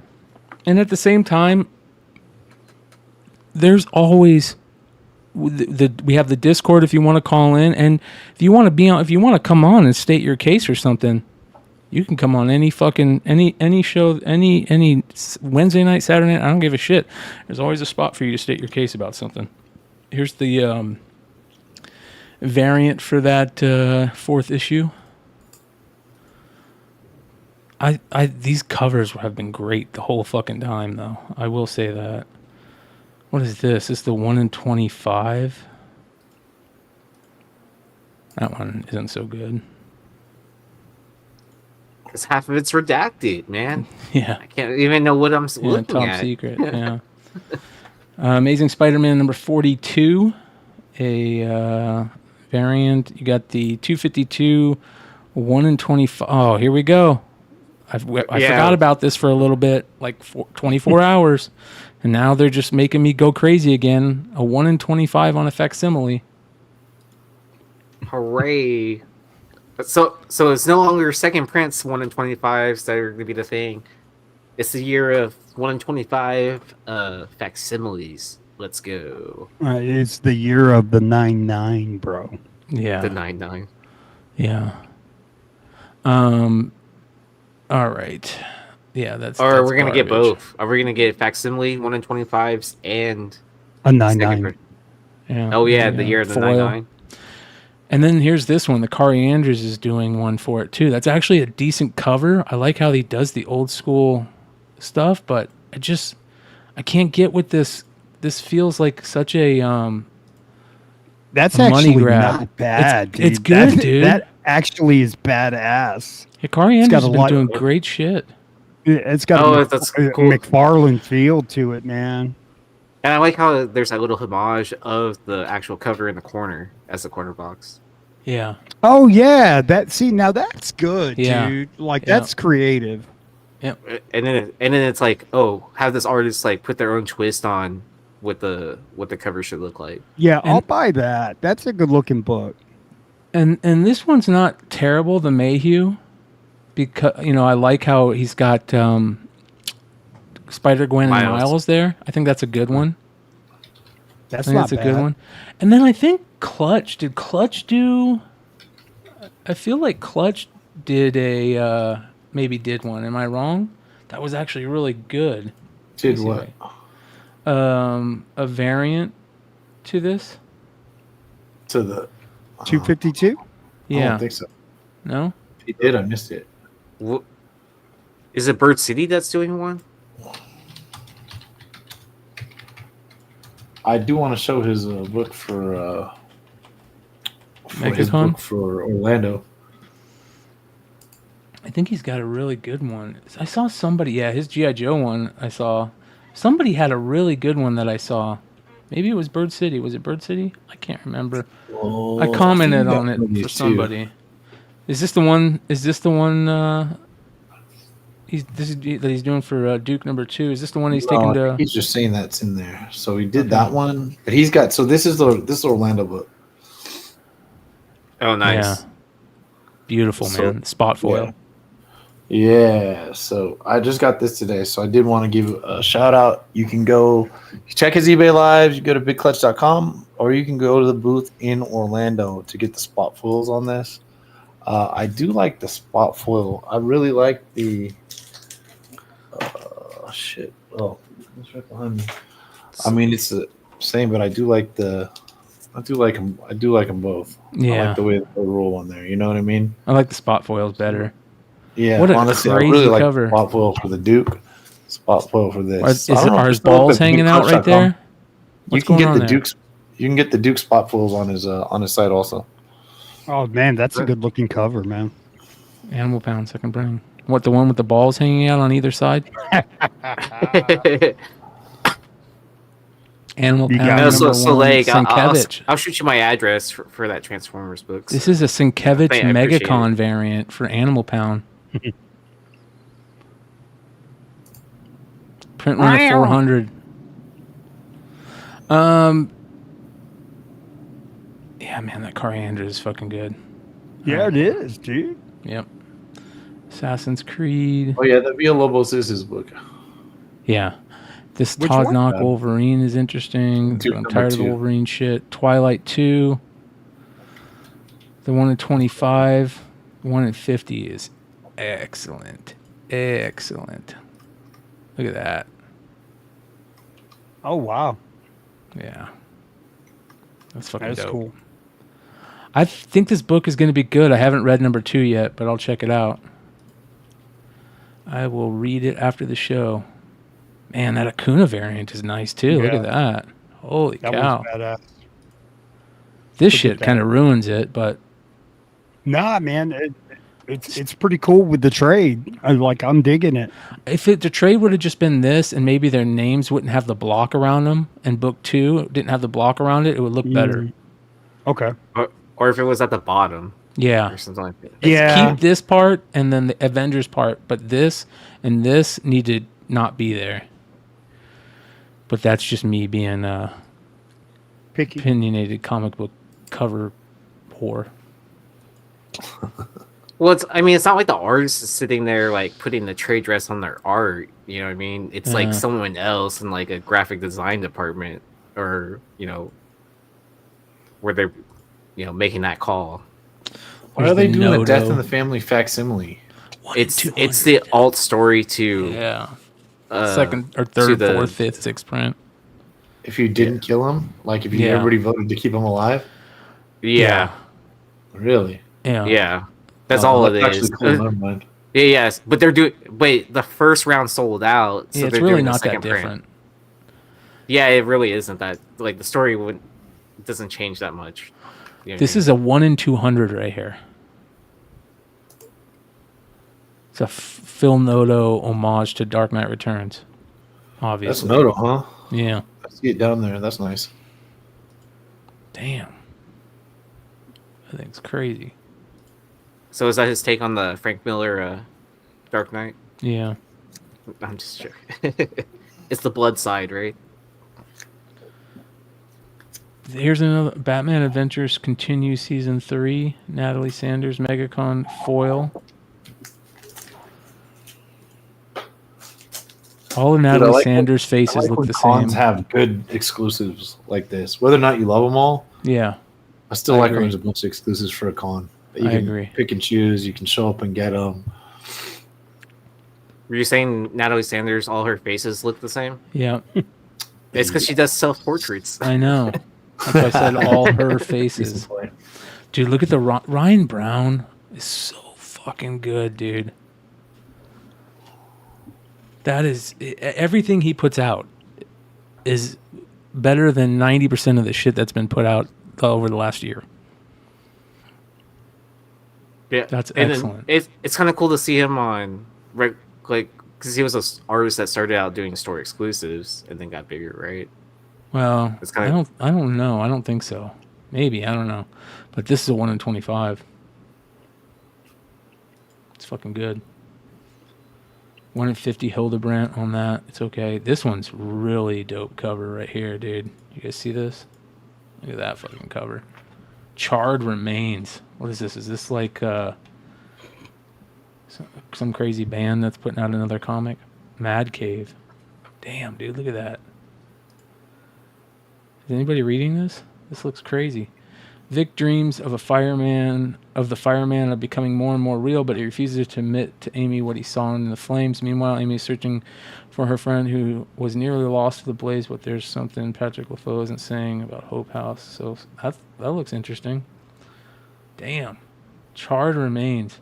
A dark entity made of fire, smoke, and ash, the Fireman, blazes through a young girl's home, killing her entire family. Amy Durant swears she saw the supernatural creature, but no one ever believed her. Unfortunately, these past fears reignite a decade later as her city goes up in flames. With no one else to rely on, Amy is forced into battle both past trauma and the face of the inferno.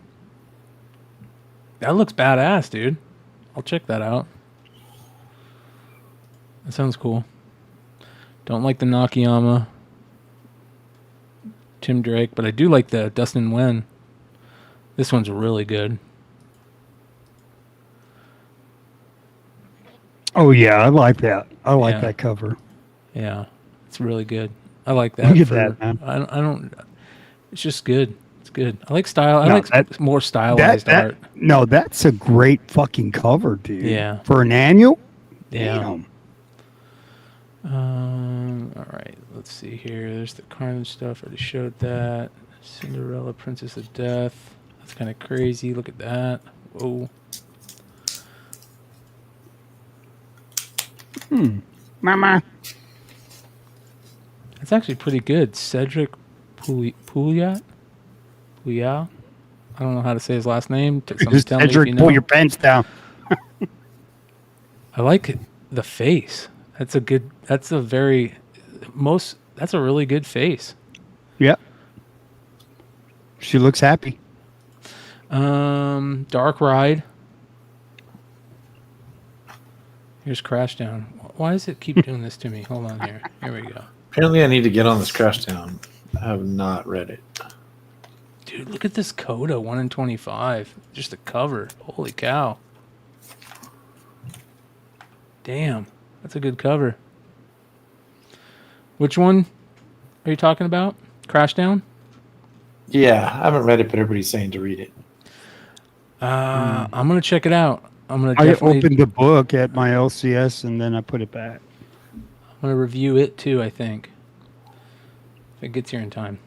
That's only 4 issues, so I'll definitely read the whole thing. Dark Ride, number 10. You've got the Fleece. Can't wait for the trade. Do you see this Tony Fleece variant? I hate when it does that. Who's sending you a copy? I'm just joking right now. That's pretty dope. The Iron Giant variant.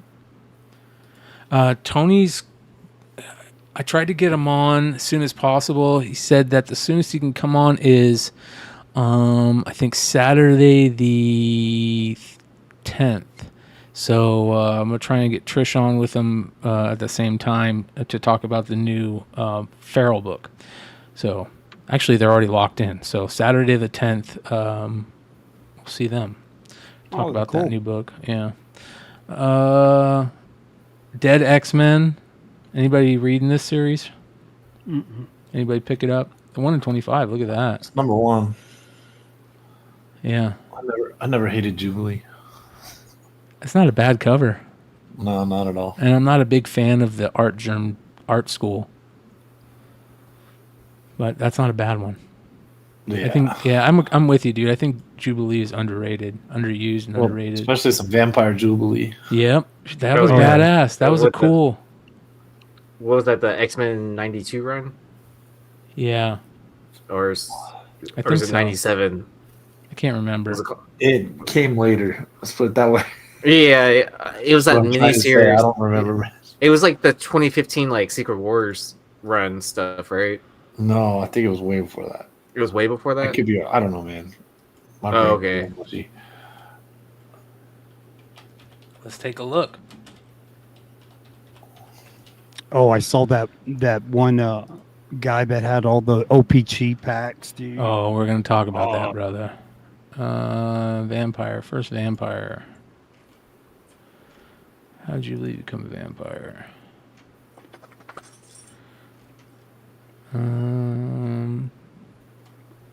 M-Day event. So, wow. That was back when No More Mutants. That was a long time ago. Holy shit. Jubilee. Oh, okay. Right after the Averse X, yeah, right? Yeah, but her status as a fan favorite didn't save her from being depowered down in M-Day. And when she came back, she must have gotten the... Let's see here. After losing her powers, she'd find herself running various organizations aimed at helping other recently depowered mutants. Outside of her philanthropic work, she, of course, teamed up with her remaining mutant friends, the X-Men, from time to time, even joined the New Warriors for a bit. Found herself imbued with a different set of powers after a vampire suicide bomber released a vampiric bioweapon and infected her in the X-Men #1. Paco Medina. Let's see which one. That's like 2013. Yep, there you go. 2010? 2010. Oh, that's right. Yeah. Was that the Medina? Because the X-Men that started in 2013 was an all-woman team. Dude, that would be the cover to get, right? The blank with the blood, like a vampire blood. That is cool. Yeah. That's the one to get, the vampire blood one. This one's who's this? Is that Mark Brooks? No, I thought No. it was, but I don't think so. I have that blue, that sky blue variant. Medina. Oh, okay. Oh, it says in big bold letters. Isn't that the A cover? Is that Audi? Yeah, that's the A cover. I definitely go with this one right there. Boom. Mm-hmm. Get that one. Get a commission on it? That not even, just to have his first appearance of Vampire Jubilee. That's just a cool book to have, throwing your long boxes, You could have somebody commission a badass Jubilee vampire. Yeah, that's a great point too. And yeah, you're right. Maybe get a cool commission on it. Get the call to do it and shit, dude. Let's see here. I want a headshot, so I'm gonna get Todd Knock to do it. Todd Knock, yeah. I really like a couple of these Duke covers. Here's the, of course, big clutch cover. There's actually some really good. I'm not a fan of the Duke series so far. I read number 1, but I'm gonna keep reading it. That one's who did weird. that cover? Is that Ricardo Lopez Ortiz? Wow, this one's crazy. Good. This is the 1 in 10 right here. You got the Dreadnoks. Yeah, isn't that badass? Yeah, that's good. This is really dope, dude. Tell me that doesn't look badass for Stalker. Yeah. I like how they're kind of updating their look a little bit, but they keep really close to their original design. I think it's a really good cover right there. It's an excellent. Their art's getting way good. That's crazy cover. That's a 1 in 50. That zombified. Dude. That was crazy. Why does it keep doing this on me? Dwellings. Second print's coming out. We'll talk about that. Number 3, second print from Oni Press. Go pick that up, all you Jay Stevens fans. What's this Edenwood stuff? This Edenwood cover right here, this number 4, looks so good. Right? That makes me want to read the series. That's really good art. I think we talked about that book recently. Dude, has Tony Daniel been on any covers for the big guys recently? Yeah, he did Ultimate Spider-Man, the 1 in 25, and it's a great pickup. Oh, okay. Yeah.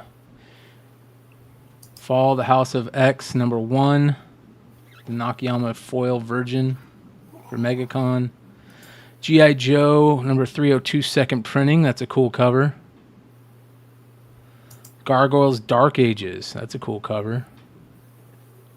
Derek Chu. Oh, because it's like Snake Eyes Visor, huh? Yeah. Grim Fairy Tales 80. That's a cool Dia de los Muertos cover. That's a cool Dia de los Muertos cover. Harriet Tubman Demon Slayer. That's a cool cover right there for number 5. Wow, that's a really cool cover. Look at that. Ooh, that might be a book you have to review. Look at that. Yeah. Man, that's a good looking cover. Oh, also on that issue show or comic issue show you're gonna do, you should also like put a disclaimer saying like, and this has nothing to do with comic book drama as seen on Beyond Wednesdays on Saturday. Yeah. Yeah, that should be you're right. That'll be the disclaimer. That's actually a pretty cool House of Slaughter pen and ink cover, man. Look at that. Oh, that is pretty cool. Yeah, I like that. They got some cool ones. They're harder to see than that, though, man. Like the red on red and stuff. This is... Oh, yeah, when you get them in person. Yeah, like, they're really difficult to see. Look at that, like, dude. Like, I enjoyed the first one, like, where it was a all-black cover, and then they did, like, a different matte black for the symbol.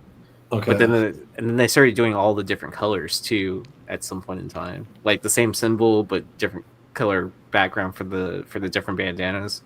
Uh-huh. For different books. That's a cool cover, man. Bro, that looked amazing. Are you kidding me? That was unreal. I read like the first 3 of these, so I got to get back on it. Jill and the Killers. Yeah, this is a really good cover right here. This is the 1 in 50. Really good. Sauvage variant, Marguerite Sauvage.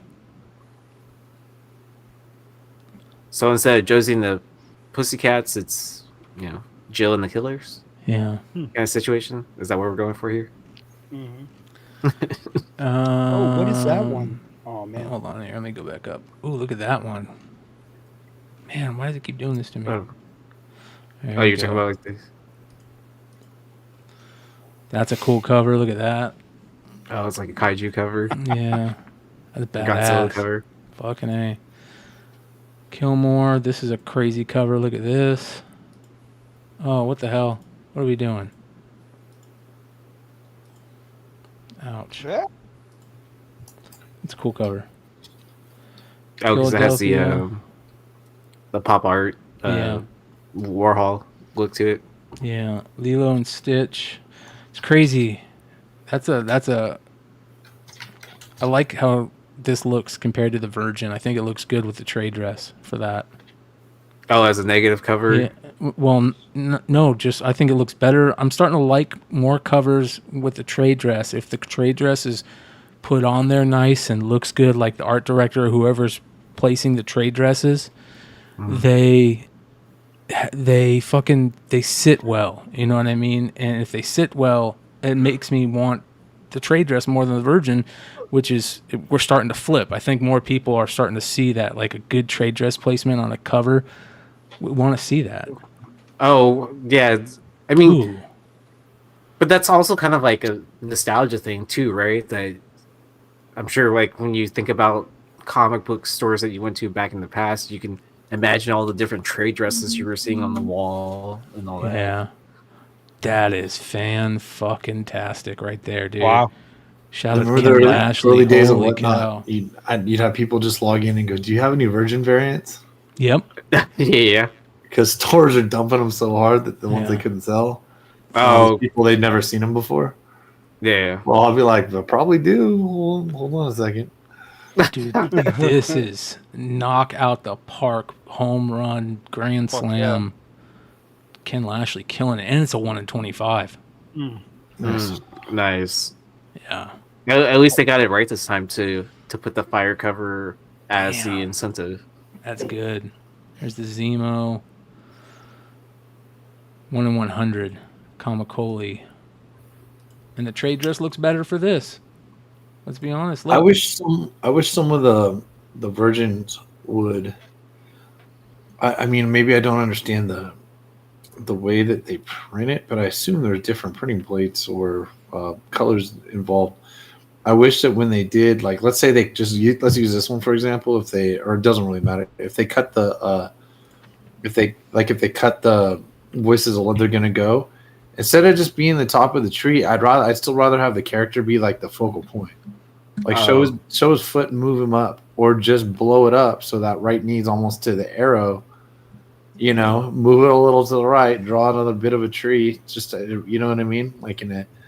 Like if the art's going to be in your face by just cutting off the logo, put the fucking art in your face then. Yeah. Yeah. I agree. There's just better ways to post that shit. You know what I mean? I feel like, there's better ways to just design cover placements and stuff. But, you don't want to fuck with what the artist actually wants. Yeah. 8-bit variant. This is a cool Jenny Frizen cover. That holy shit, that looks like Laura a little bit from Bird City.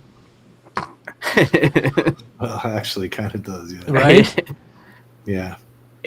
So Frizen's redrawing the bathroom encounter with Laura.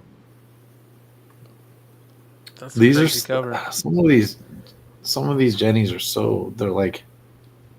they're so flat. Yeah. Like you know what I mean? I like her work. It doesn't. Not too many people really. She's starting to get remind me of Momoko'd. the way she does it. But I don't know. I like the backgrounds. Like what was that?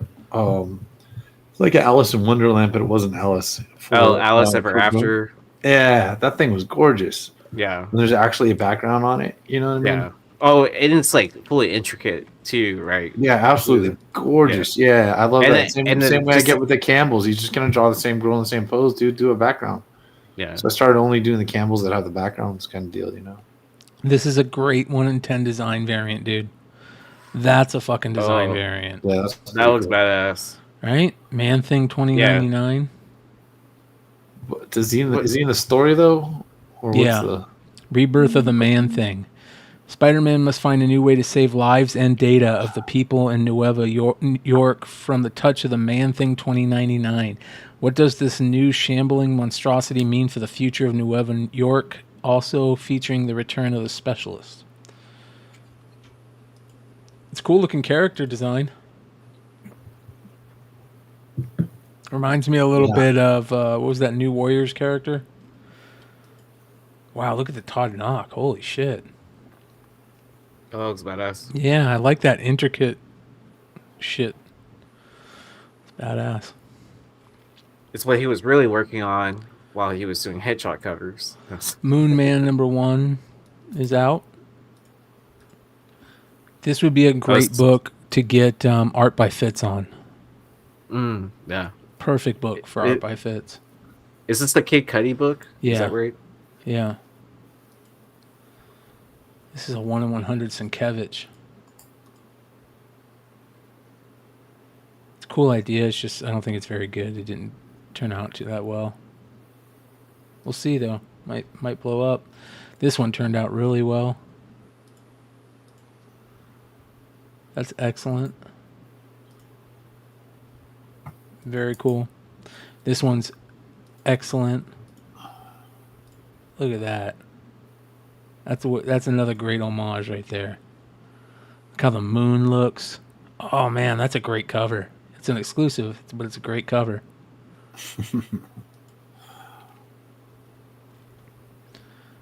Orcs, a lot of skulls.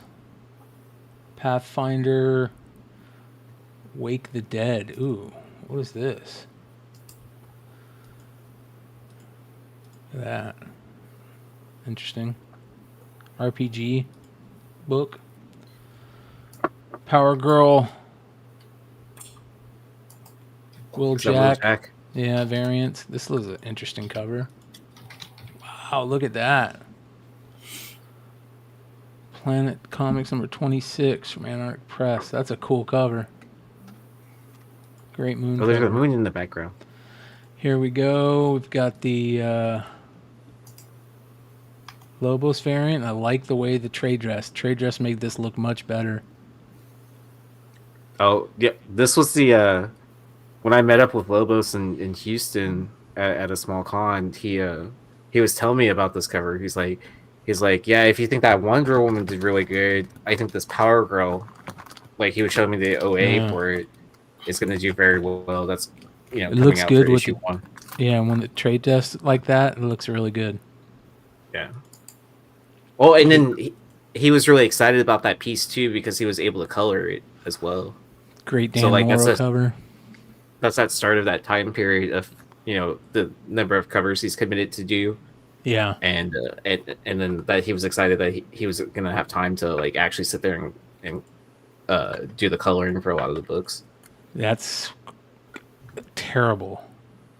The fuck is that? That is horrible. Look how fucking fucked up her face is. What's up with her sex hair? Yeah, dude, what the fuck? This is a Stepan Stejic variant. Man. Yeah, pretty bad. Yeah, I'm not a fan of that one. I'm definitely not a fan of the Sway one. And Sway is... Oh, the face on that is like... Yeah, she's got a butt chin, bro. Like, chicks that have a really deep butt chin, I'm always going to be looking at her butt chin. I mean, it's hard to, like, if she's got this, but I'm still going to see her butt chin. Go back to Lobos, dude. Yeah. Shit on this. Here's the 1 in 50. Power Rangers Unlimited, Morphin Masters #1, previews, Thundercats. There you go for all you previews dorks out there. There's another one for you to jump on. Quest #5. That Red Sonja Perillo. Holy cow! Look at that. That's nice. Yeah. She has so many of those though. Look to the left of it at the Frank Cho. Oh yeah. See how thick this is gonna be. No. pretty thick. Yeah, I'm yeah, I don't know like, if I'm feeling I feel like this is like half. This half above the lightning is an actual cosplayer, and then this half is Frank Cho, right? Doesn't that what it looks like? Kind of. Yeah. Like this is the Or it's actual like two cosplayer, and then Frank Cho did. I'll draw her bottom half. Or it's like two images or two different artists working together and mashed up a piece. Well, you know how Dynamite always does those crazy cosplay covers. I bet you this is a crazy cosplay artist right here, and we're gonna do this new style of comic where we do the cosplay artist on the upper half because we want to show their faces, and then the bottom half will do an artist, Frank Cho, and really accentuate their bottom half. Didn't he do a cover like that earlier in the year or late last year where like the top half was like the cosplay part and the bottom half was like was Frank Cho or whoever, whatever artist. I don't know, maybe. That's interesting. I forgot what cover it was, but like you could definitely tell it, and everyone was like kind of like, "Oh, what the hell is this?" That's a creepy cover right there, bro. That's creepy. Rick and Morty, Maximum Crescendo, #1 for all you Rick and Morty fans. There's another interesting lyrics variant for a Blaze Sheena. Ooh, what's that? Look at that Sidem. That's an interesting Sidem. Oh, that season 7 where the voice actor was replaced for Rick and Morty is now on like Max and See? Tell me that isn't that chick. Isn't that chick? It's the same chick, right? They're going for it. Yeah, I mean that's the same chick. This is the just cosplay a variant. Yeah, 1 in 10 cosplay variant. That's the same chick. We'll find out. Oh, it's like a reverse image of it. Yeah, top of Yeah, his he says it is. He said that's racy. An actual picture superimposed. See, yeah. Boom. I knew Good it. call. Fucking A. Spider Boy. The Somna shit is crazy. A lot of people talking about this right now. The was it Becky Clune? Oh, I can't believe I just did that. Yeah, Becky Clunan and Tula Lote. Crazy good. Can't believe I just did that. I hate that. All right, we're almost done here. And then we'll get into market report. All right. That's a crazy Holmes and Houdini from Zenoscope. Horror comics. Don't care about Onslaught other than that. I think we already talked about that. We already talked about these. Quest. Sheena. Somna. Spider Boy. That's a crazy look on Spider Boy, but I think it's cool. I think that makes me like Spider Boy a little bit more, how it like gets the mask gets all crazy like that. And that's actually a cool cover. That's interesting. Look at that. Oh, that is a cool cover. It's almost like the next Gleason phase, right? Yeah. John Jang. Look at that. Woo. Oh, nice. I like that. Yeah. That's a good John Jang. Is this store exclusive? Is that store exclusive, or is that just... There's supposedly an Adam Hughes Star Trek, right? Somebody was saying something about Star Trek Adam Hughes. That's a comic exposure, a Nerdy Girl comic exposure variant for MegaCon. So pick it up. That's a good cover though. Yeah. Steamboat Willie, second printing. Dr. Afra. You got the Ahsoka MegaCon variant. Ooh, look at that, dude. All the different Thundercats. That's a great one right there. That's pretty good. Yeah, it's big time collectibles. Wow. Miko Suyan. Yeah, that's fucking good. That is excellent. No Mosses. Who did the No Moss up there? Oh, Ariel Diaz. Yeah. I don't like that one. That one's cool. Who did the reprint? Comic Man. That's a weird lenticular right there. I think the John Jang's terrible. That's the furry. They're doing the furry shit. It's lenticular too. He goes from Nightwing to furry Nightwing. Trinity Special #1. That'll be interesting. I like this. George Jimenez. I have to check it out. There's the Nick Klein. They're doing a MegaCon, which looks just like the regular one. That's weird. That's really weird. Is it foil? It's got to be foil, right? Maybe. Look at that. I don't know if I like that or not. I like all of this, but her face looks like a boy. Face is bad. Yeah. But this all looks great. The design of the comic. Yeah, it's a great design. Trade. The way this looks. You can see just a little bit of her lasso. That's a great design, but her face looks like a boy. Void Rivals, 5th printing. 3rd printing, #5. World Tree, bunch of World Tree. Janet Jackson, Jason Pearson homage. That's an interesting one. Look at this. This is the 1 in 10 for World Tree #7. Woo. Ooh. That's wicked. Was that any good? People are still buying it.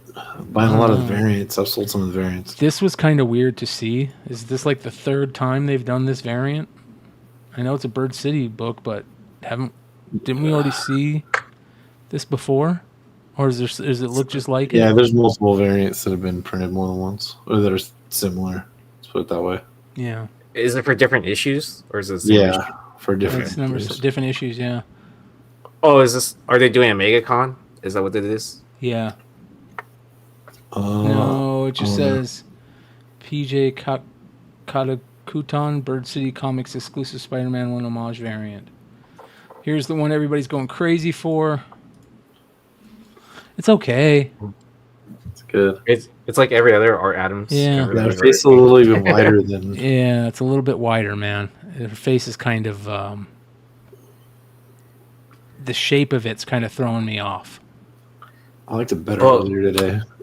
Look how wide it's because, angular. I mean, it's X-23, so, like, instead of having huge boobs or whatever, it just went to her face, right? I don't know, bro. That's a pretty big jaw right there, dude. Like, that's bigger than Gina Carano's jaw by 2. Those are... Yeah. And those eyes are really far apart. Jowsy.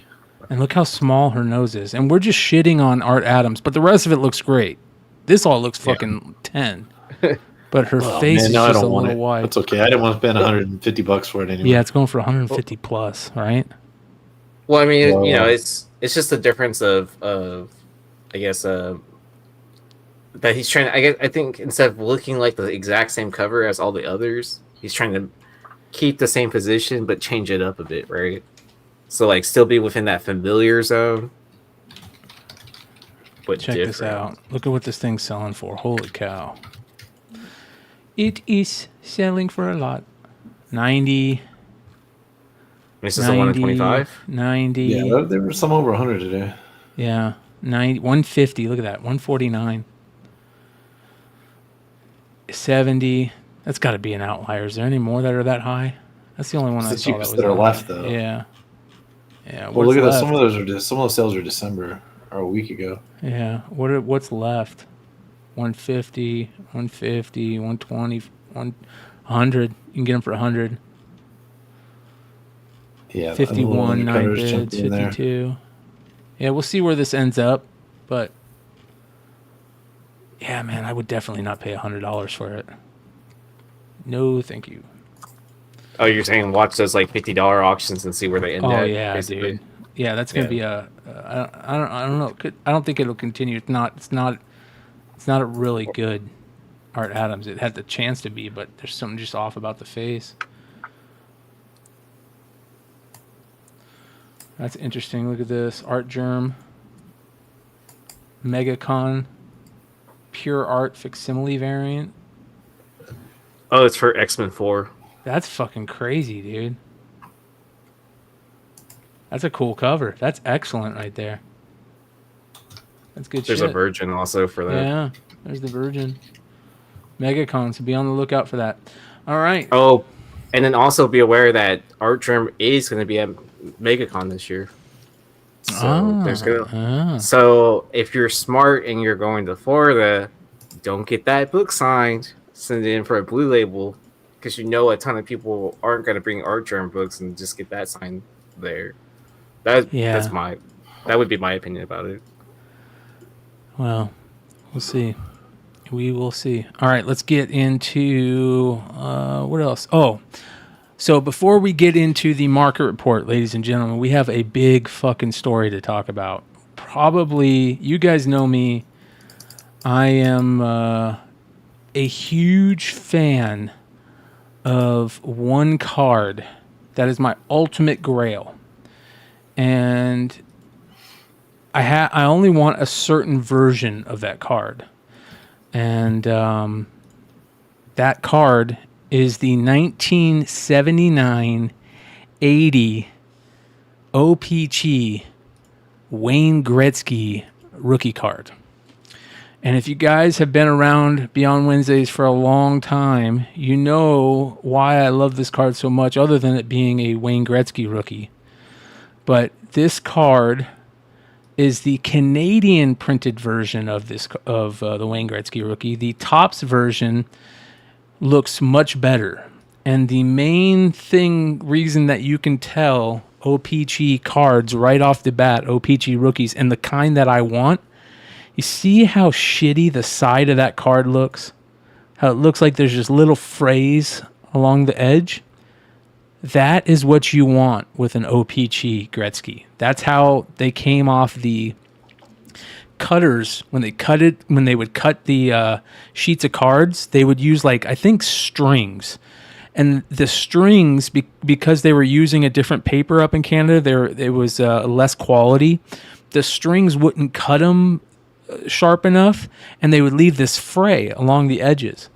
And this card is so hard to get centered to begin with, and you can see this right here is a PSA 10, how perfectly centered it is. This is so rare to get a perfectly centered Gretzky, and that's not all what you have to get a PSA 10. You have to have a little bit of the fraying to show a perfect version of an OPG. And then see the Oilers symbol right here? The Oilers symbol has to line up pretty well. See how it's even a little off center right here, where the little oil drop is a little off center in the circle, and the Oilers symbol is a little off center in the outer circle? It can get really bad. So you have to make sure that's very well. And then when you flip it over, here's one of the most important things. And this is a PSA 10. I don't even want this version. The original first print Oh-Pee-Chee PSA 10s have a blue line that go across this. Let me see if I can find a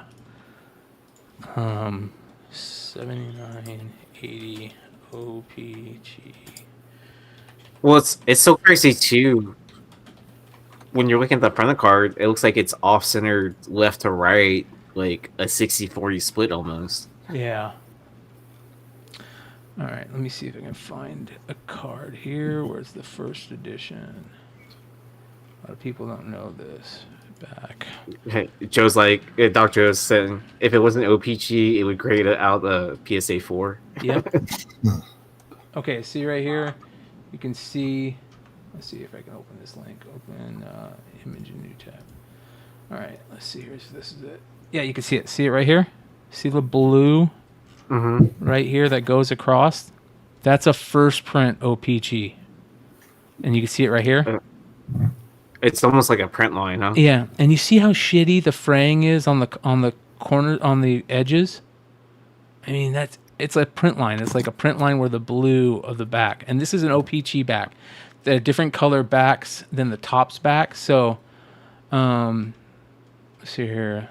Anyways, this OPG card is just my ultimate grail. And this is a PSA 10 that sold earlier, I think, a year ago? When was it? 2 years ago? 2020 for $1.3 million. And this card is so rare because of the centering issues and the edging issues.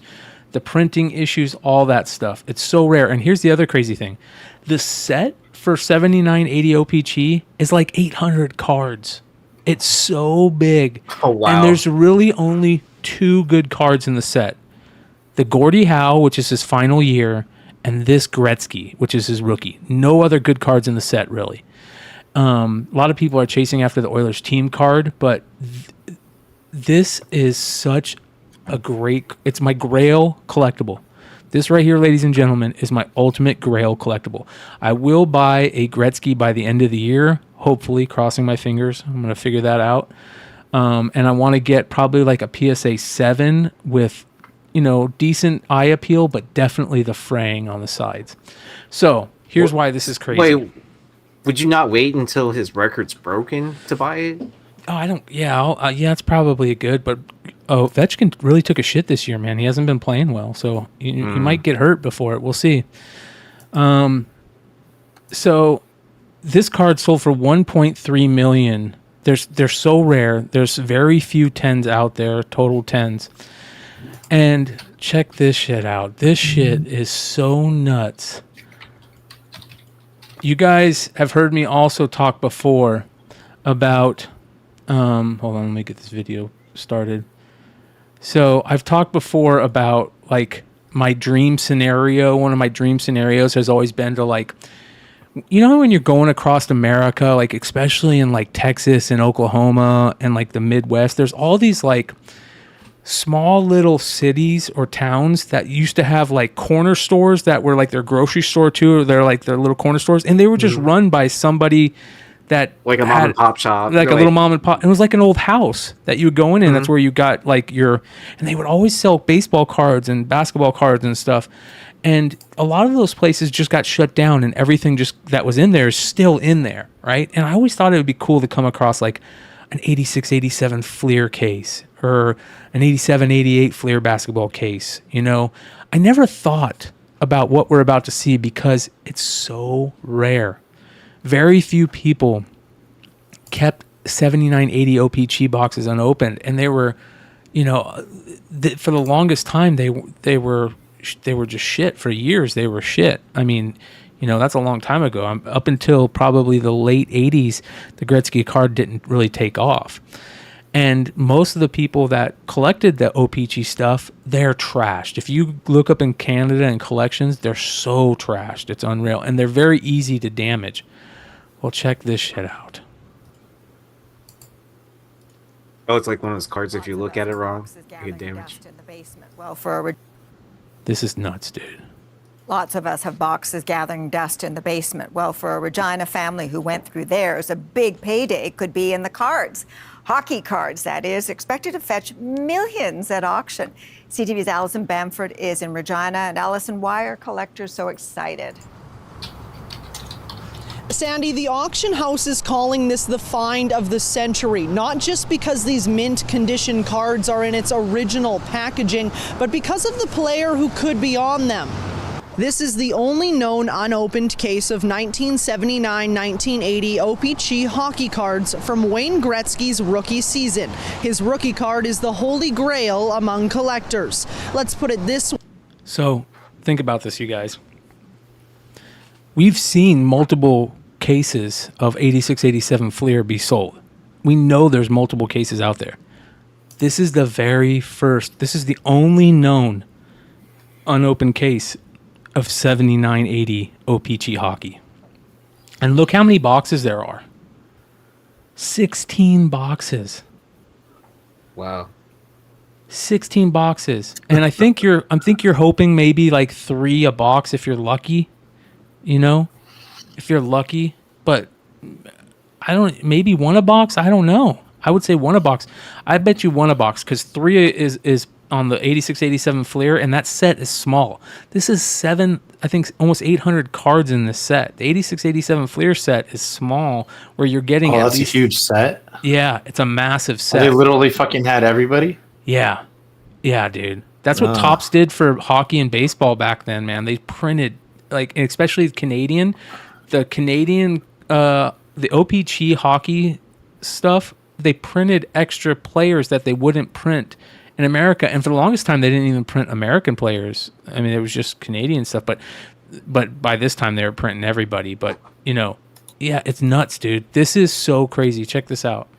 Way, if the cards were just 1 year older from Gretzky's second season, they'd be worth a fraction, just 1/10 of what appraisers are estimating.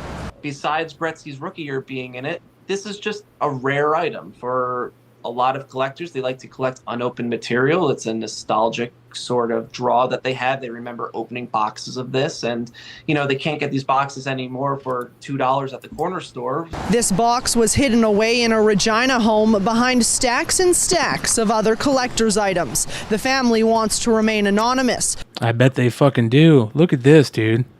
Look at how crazy this is, dude. Hold on. Look at that. Oh my god.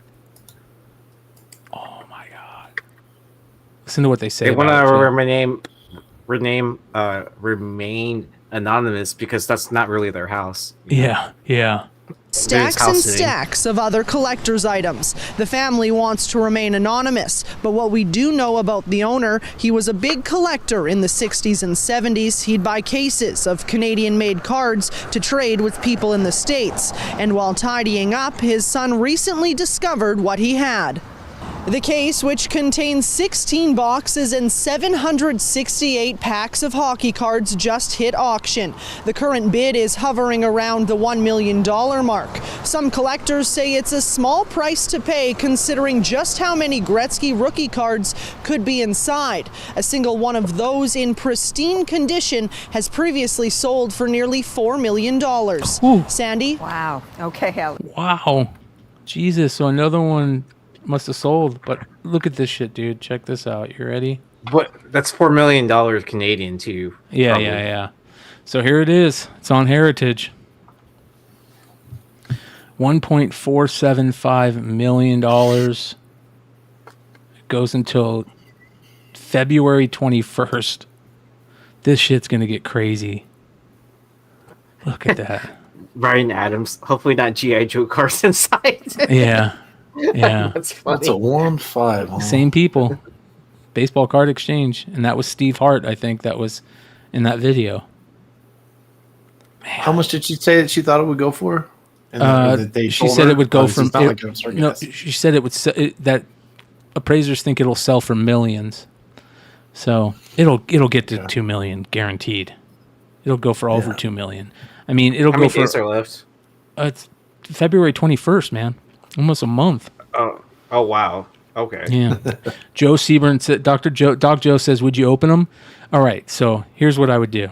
We're talking, obviously, if I was, Bezos rich, I would buy the whole case and I would definitely open one box. If I didn't get a really good Gretzky in that box, I'd probably open another and I'd probably open another. Just because if I was Bezos, fuck yeah, I would open them. I would have fun with them. Would you leave the case sealed and then open all those side boxes? No, that is the boxes. Those are the boxes. They pulled them out it's to not verify sealed, them. Yeah, but it's from the case. Yeah, okay. 16 boxes total. Yeah, and they're pulled out of the case just to verify that's what that they did. Yeah, they're definitely gonna look at that motherfucker. Yeah, they weren't gonna fuck around. Yeah, they're just G.I. Joe cards. Yeah, I mean, no, they're the missing Pokemon cards. There you go. So crazy. That would just make it great, like perfect world, great, perfect story. So crazy. He's had offers, a $3.4 million offer on April 3rd, 2021 for this card. Wow. So we'll keep an eye on this. This right here is just probably one of the coolest things I've ever seen.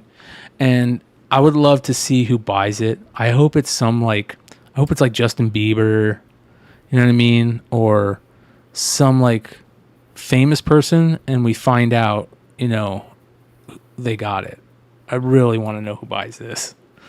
So, man, it's going to be a card influencer. They're going to open the entire case on YouTube.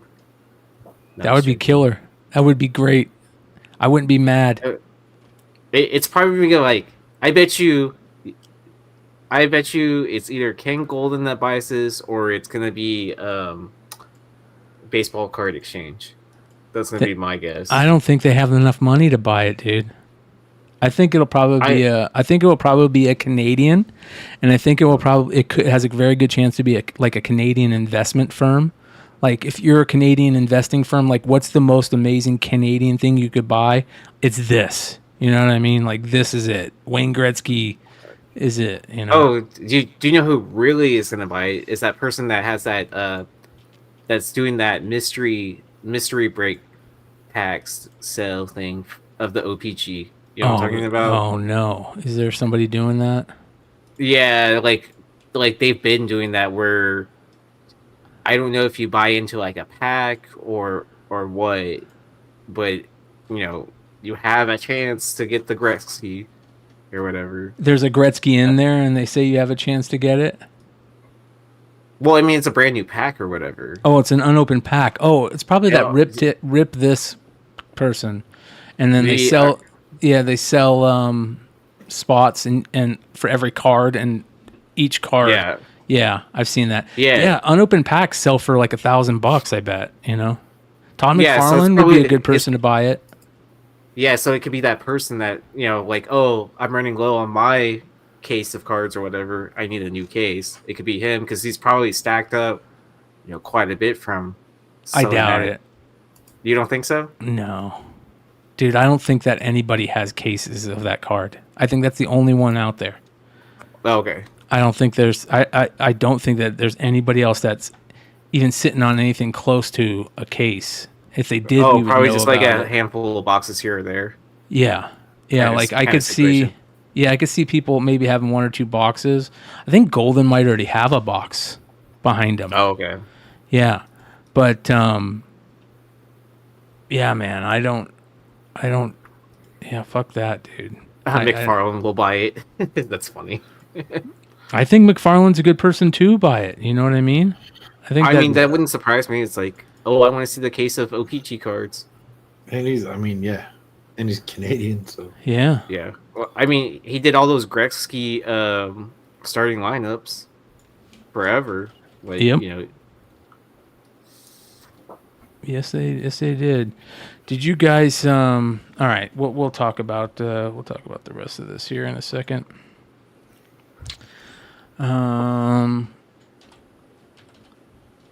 Shout out to everybody out there watching live. We have 116 watching live and only 48 likes. Hit that thumbs up, you guys.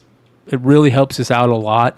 And you know, I think YouTube is doing something cool, so we're going to find out if it works. For people watching this on the rewind, I think if I say hit that like button, the little like symbol will like light up. So hit that like button, hit the thumbs up. If you haven't hit it yet, it'll really help us. 112 watching live right now and only 53 likes.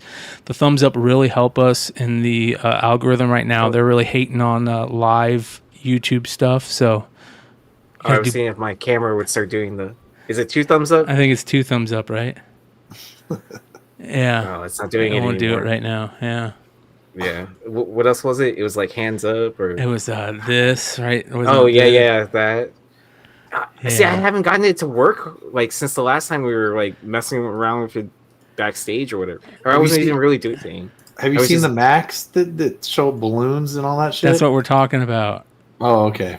Yeah. It's not just for Macs? I have a Mac. Oh, okay. It worked for Chris Colbert on Monday. Yeah, because I thought it was like a Zoom thing or something like that, but like it's not working for me now because like it worked earlier like with Bryan and backstage So I was trying to do that while we were trying to get those thumbs up.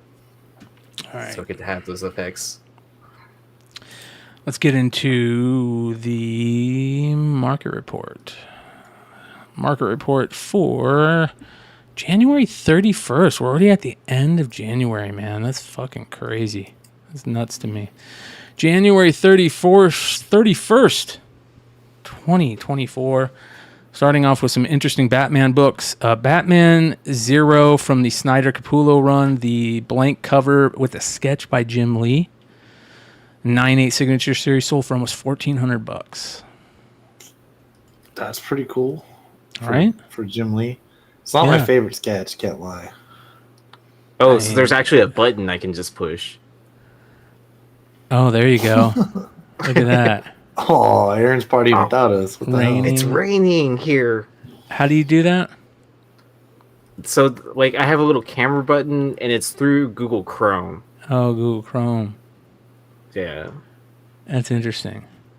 All right. Yeah, the Jim Lee sketch, it's not that good. It's good. It's not great. You know what I mean? It's not like Jim Lee great. Yeah. Well, aren't his sketches like 2K now at this point? Like, if you were to get a Jim Lee commission right now, isn't it about 2K? Probably, yeah. Or yeah, I would say so. Yeah. Yeah. I think that's what Marcus paid for his. It was like 2K for one of his that really... Remember, Marcus had some really good Jim Lees. I know he got one for free, and I think he paid for the other one, and there was something wrong with it, so that's how he got the other one. But they're both like, 10s. They're like, they could be covers. Oh, wow. Yeah. Did Scott Williams also like no, ink it's it just too? No, it's just pure Jim. Pure Jim Lee, and I think it's pen. I think it might be he might have inked it. You know what I mean? But not like inked it. You know, just kind of not like a inker would. But Batman 121 and 8-0, really nice copy of first appearance of Mr. Freeze. I know Dino always wanted this. I don't know if he ever picked one up. Did he ever pick up a first Mr. Freeze? I'm not sure. I don't think so. I know he always wanted one, but did he have a low grade at one point in time? He might have, but almost. $12,600 for an 8.0 of that book. Holy cow! That's a lot of money. It's probably down too. I wonder what an 8.0. Do you have a GPA? Can you look up GPA on that? Yeah. on the Batman 121. 121. Yeah, not a problem. Let me get that ready. And then a really nice Batman Beyond #1. I don't know if it was near mint plus, but I did look at it. It looked gorgeous. There was just the back cover, bottom spine side corner on the back looked a little off. That would probably like a little bit of hanging Chad there. That I don't think would give it like a 9.8, but man, it was a really nice copy, and it sold for $348 raw. So that's pretty good, right? Those are really fucking good.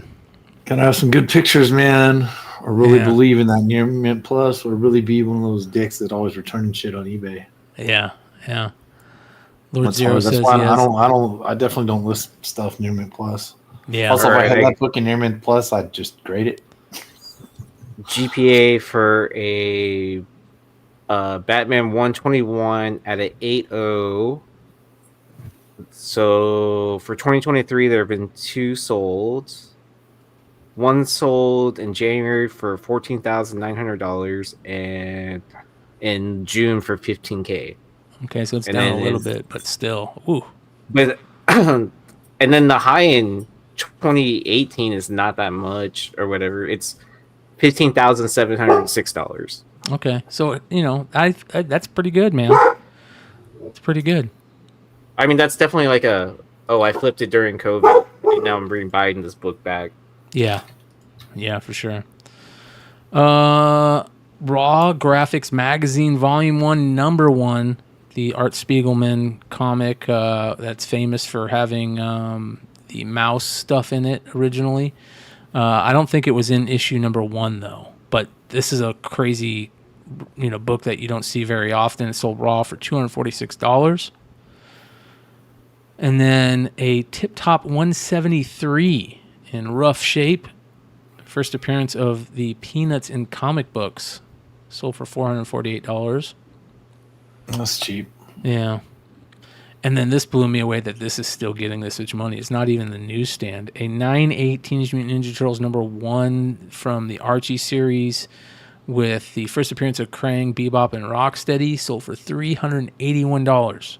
With 47 bids on the 9.8. Is that down like $1,000 or some shit? No, the 9.8 was that high, but I don't think. I mean, this newsstand was that high, but I don't think a direct was that high, right?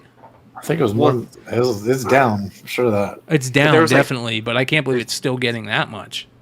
There's like 4 or 5 different versions though too. There's like the Canadian. Canadian price variant. There's direct Canadian price variant newsstand as well. So depending during that time period, you know, yeah, we were selling 1,200 cells or whatever. But I want to say directs were like 500 to 600. Oh, what am I saying? I have GPA open right now. Give me a second.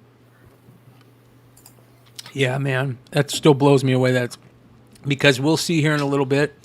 Some books that were getting $600 and $900 a year ago are getting like $100 nowadays. It's crazy.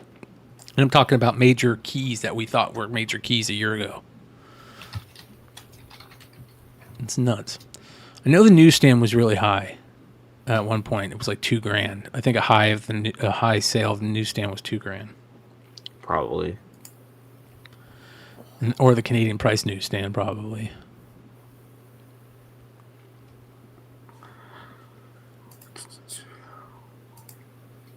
I like that book because I'm such a big fan of Krang. I think Krang is such a great character, and I always wanted it just for that. I always love that. I think it's which number is the second print that has Krang on it from that original run? Is this the 80? Is this the 89 version? Yeah. Teenage Mutant Ninja Turtles Adventures, is that right? Yeah. Okay. Where it's like an ongoing series, right? Yeah. Mm-hmm. All right. So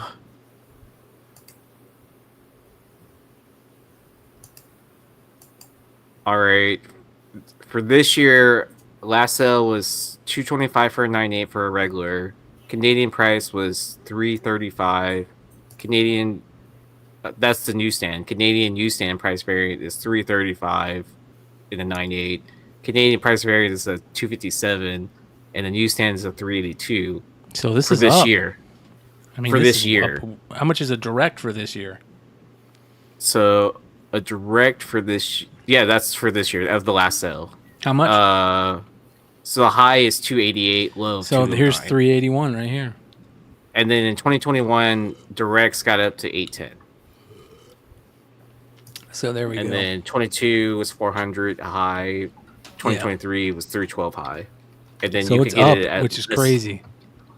Yeah, like in 2022, you could get as low as $100 as a low. So like as buy a dip price, right? Yeah, it really took off at one point. Yeah, and that was in 2021. Yeah. Like the low of that year was 192 and the high of 810 with 42 sales. There we go. Jeez. Yeah. So Ghost Spider. Ghost Spider number 1, a 9.8 of the Ji Hung Lee variant, the 1 in 100, sold for less than $2,000. Less than $1,200. I would have bought it at that price. How about $1,185? Yeah, at $1,185. Hell yeah, man. Yeah. Like I need another copy. It'll get below 1,000, bro. Next week. No, I'm joking. It'll get below 1,000. I'm telling you. This book I love. I talked about it on the Hot 10 last week. I love the Ghost Machine stuff. I love the world they're creating over there. Always been a big fan of Jason Fabok. And I love this Rook idea.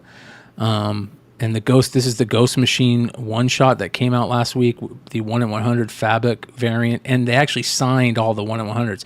There are some 1 in 100s that were comp copies that didn't get signed, so be on the lookout for those. I don't know if any have sold recently, but here's the signed variants. They signed all the 1 in 100s that were actual 1 in 100s, weren't comp variants. It sold for $325 raw. Wow. Yeah. To me, this next book is a buy all day. $100 for a 9.8 copy of Go-Go Power Rangers number 25, the 1 in 20, which is the Nirvana variant homage. From a 2017 book for a 9.8, it's a 1 in 20 also ratio. I'm all over this for $100 or less. Nice. Kidding me? My favorite homage is the still the Deadpool mark with the mouth. Yep. I agree. Oh yeah, that is. There's a good Ninja Turtle one too, right? Yep. There's a good Ninja Turtle one. There's a good zombie one for Arthur Sidem for the zombie series he did. It's really good. Javin Jordan did a good job with Yeah, his on the. I still haven't got the miniature. Javin Jordan one. I need to get that one. Next, here we go. Thundercats #1 in near mint condition. They're claiming a raw copy in near mint condition sold for $127.38. So seeing a little rise in that. What's that? I gotta pull out whatever Thundercats I got. Yeah, I got a couple more copies I gotta take a look at. So this G.I. Joe Cobra #19, the retailer incentive Baroness cover is one of the rarest G.I. Joe covers you'll ever see. It's one of the most beautiful G.I. Joe covers you'll ever see. This is the Jimi Hendrix homage. And it sold raw this week for $852. There was some spine ticks on it, though, according to Stein. Yeah. It's such a rare book. And then this blew me. One guy had a few of them. So another guy somehow got a couple of them from him. For traded something he really wanted. Nah, I don't know if the guy was a super comic guy. I don't remember how the guy had a handful of these things. And so I know I pressed 2 of them, and they're not going to be easy. They're the thicker card stuff, and I think they came back like 9-0, 9-2. They weren't. There's nothing you could do, But still, he's got them. Yeah, and I don't know what he paid, but he definitely didn't. I think he might have paid like $200 each or something. Yeah, those are tough books. Berserker 198 Signature Series signed by both Keanu and John Boy Myers. Nice. Yep, $3,000 for this book. Still blows me away that it gets that much. Do you remember when someone found the copy at a Goodwill? Yeah, that was crazy. That was Berserker 1? Yeah, signed. Yeah. And in the slab too. Yep. Wow. Someone's mom is terrible. Yeah. Or wife or girlfriend, most likely. Somebody passed away from COVID, and they just grabbed their box of comics and took it to Goodwill. Yeah. Yeah. All right, Star Wars #6, a 35-cent. Did the 35 centers happen up to 6 or 5? Chat, let me know. Pretty sure it was 6 by the looks of this. I don't remember if it went up to 6 or not, but it looks like it. This is very fine. Though. It's not in. This is not in high grade, and it sold for $242. Yeah, because I asked Nate or somebody, and I think he said it ends at it's either 5 or 6 is where they change it. But I can't remember. Oh, it's 7. Okay, so there we go. All right, that's what Reef the Sea Forever is saying. Okay. Yeah. So there we go. It says here Star Wars 35-cent variants. Let's see here. Oh, DT is saying Star Wars issue 6 selling because Dave Stevens has first Star Wars art panel inside. Is that why that's selling from so much? Get the fuck out of here. No way. I mean, I'm sure it helps to be a 35-cent variant too as well. If that's when the price variant matters. Yeah. I don't know. Let me see. Marvel's 35-cent price variants. Just newsstand reprint. Star Wars 1 through 4. Yeah, I don't see it's not 35 cent. Yeah. I mean, it is, but it's not a variant. Oh, and then you can see the reprint box in the corner too, in that green box by Luke Shoulder. Yeah, yeah. In the corner box. Yeah.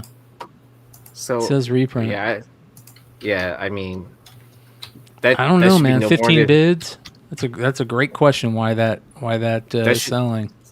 That should only be like a $10 book at tops, if that. And that's if you're like been hit over the head and been drinking too much the night before at a con. And you're like, oh, that looks good. Here are 2 more books that I wish I would have seen because I would have totally been in on them. Punisher #6 and #7, the Jim Lee Wolverine, or Wolverine meets the Punisher, Jim Lee doing the art and the covers. Just, I mean, and they're both Signature Series signed yellow labels, 9/8, and they sold for less than $200 each. Are you kidding me? One sold for $122. I mean, It's those because are Comic great Man books. Andy bought them underneath you. Didn't tell you. I'd be all over that. All over Because that. isn't he going for the 9/8 complete set run on this? I think he I know is. he's going. Yeah.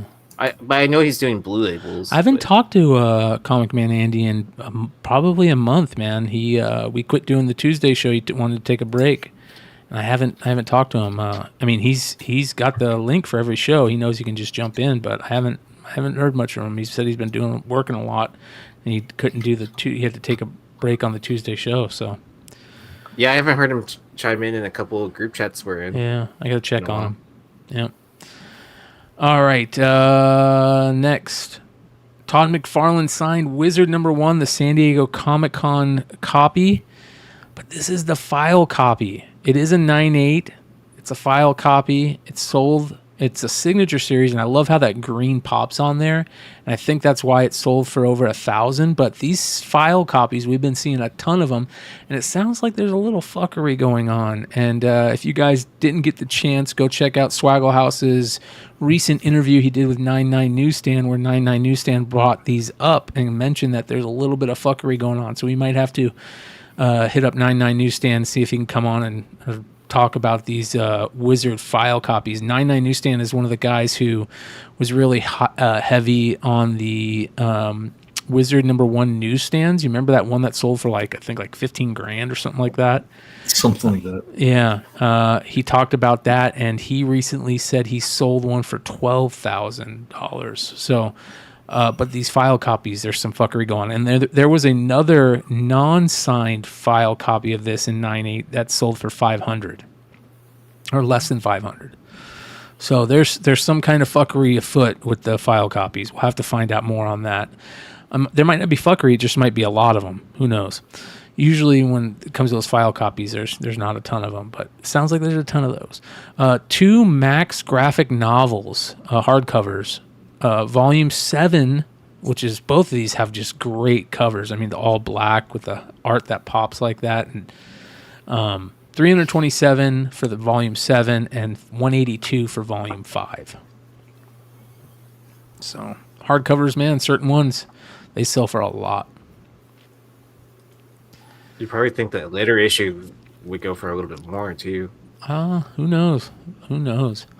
All right, so there was a ton of sales of movie stars and actresses signing big variants and comics, like the perfect comics that you would get them to sign. There was a ton of them that were dropped on eBay again by the same seller that's always dropping them. And a lot of them sold for way less than I thought. I mean, a lot of them took a big dip, like so much so that I think that they sold for less than it cost to get their autographs. Wow. But this one is one that I thought was kind of cool, and it actually it sold for a decent amount. The Batman 89 #1 movie poster foil variant. I think Big Time Collectibles probably did it, obviously. And it's signed by Michael Keaton in silver, which is very cool. If he would have signed that in gold, it would have looked amazing. I think that's silver. But it's a 9/8 Signature Series yellow label, and it sold for $743. G.I. Joe, Real American Hero 154, second to the last issue. What do they call that? The penultimate issue. 154, and it's a newsstand with the subscription card inside, which is very cool. Most of those actually, got ripped out. $110 raw. There was some great Golden Age books too that sold this week, but I'll just show you some of the ones that I really liked. Prize Comics number 58, love that cover. What a great fucking cover, man. Boxing cover, dude on the mat. Death is over there counting them out. I mean, that's fucking awesome. Creepy. Sold for $275. What a great... I mean, you can pick one of those up for less than a lot of these moderns. Did you see how much that Thrawn book, the variant, that Torrin Clark... that was #1 on the Hot 10 is selling for now? It's a $350 book. You could have bought this book instead of that Thrawn variant. Oh, here's some interesting stuff. All right. Amazing Spider-Man 569, $370 for a 9.8. I think somebody saw it and just scooped it. Because I feel like that is a $500 plus book. Oh, like an easy snipe or something like that, where you can do that at a weird night, and then that's such a tough book. Isn't that great? Where people didn't catch it and it didn't get bid up or whatever. Yeah. Or people weren't really competing for it, right? Have you pressed many of those, Sean? The 569? Yeah, the second print. Yeah. I mean, it's an easy press, but nobody gave a shit about it when it came out. I've seen there's quite a few of those back covers on it. Yeah, so. yeah. It felt like it had the printing issues, right? Where it, like scuffs, really bad scuffs on that issue. There may be some printing lines, if that's what you mean. Yeah, a lot of the issues I've seen. You just don't see a lot of them in the high, in high grade. Yeah. Evil Ernie number 198 back up 2150. I think it dropped below 2,000, but this looks like it was just a one bid sale. So somebody had it up and took an offer, I imagine. So still a great book, tough in 9.8. And then I really love trust the market to get it up to that price. Yeah, it's like this is the minimum I will take on this book. Yeah, I love this Simpsons book. All right, it's signed and remarked by Matt Groening and Bill Morrison. Just a great signature series book to get signed by Groening and then get a Bill Morrison, sketch. Perfect placement of the sketch. That's excellent right there. Mm-hmm. So, $1,000. Here's another book that I'm all in on, especially with. I mean, are you kidding me? Wolverine 17 with the Wolverine 17 label in a 9.8, super tough, iconic John Byrne cover to get in high grade, less than $150. Did you sell that, Sean? Did I sell that? No, I didn't get that. I didn't do a cover. I did like the Secret Wars cover match, but not on that one. But people do send me cover match things for the labels. Like for that Black Panther, there's a Jungle Action. Secret Wars 8, obviously. Yeah. That's the one, but yeah. Man, that is so beautiful. I would love a newsie for that book. I love how the Wolverine box, the corner box in the upper left is like off red. Yeah. And then Omega number 1, a 9.8. Obviously, I think all of these are qualified. First Tim Vigil Faust, right? So $810. You don't see that very often, that book sell very often. And I think all of the 9.8, they're all qualified, if I'm not mistaken. So, yeah. Another great Golden Age book, another great cover. Love that cover, man. Venus 19. It's a 5.5, tough. I mean, just beautiful. Sold for just under $3,000.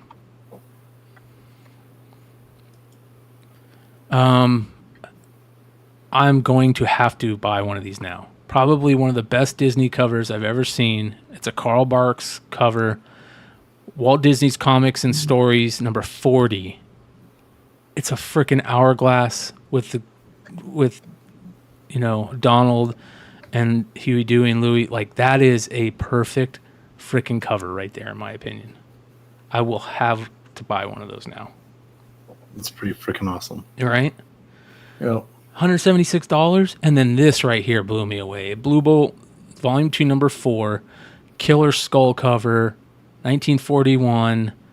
Presents well. It's a little rough up in that, upper right left corner up there. And there's some, it's not great, but it presents well. $370. That's a great buy.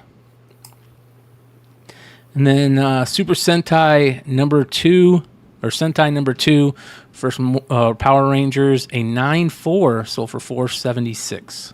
So that's up a little bit more. I thought it was down. Oh, it got down. It was real down. it got down to like $200. Yeah, for 9.4. In a 9.4? Yeah.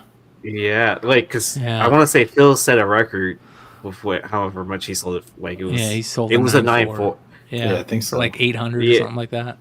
I thought it was at least 4 figures. Where it was Wow, like really? At least a Yeah, K. that's what I thought. $2,000? Yeah, I thought it was like Four multiple figures, Ks. Like Take a like quick look. 2 I Ks. gotta go take a leak real quick. I'll be right back. Okay, yeah, I'll look it up. It's Sentai 2, right? Yeah. Sentai number 2. And then the crazy part that it says Power Rangers on the cover, and then it's like not even it's not even like a Power Rangers book or whatever. They're not even in there. Yeah, it looks It's like a different. the 9-8. It's a different Power Ranger or some shit like that. Okay, 1994. I found it. Yeah, somebody sold the. Damn, 2022. Somebody bought a 7.5 for 700. A 6 Okay. in 2023 for 771. A 98 sold for 3K. Just now. Yeah, in 2023. Okay. Yeah, that's pretty. Did he sell a 9.4 or was it 9.6? Yeah, so that 9.8 just graded. Okay, a 9.6 in 2021 sold for 6K.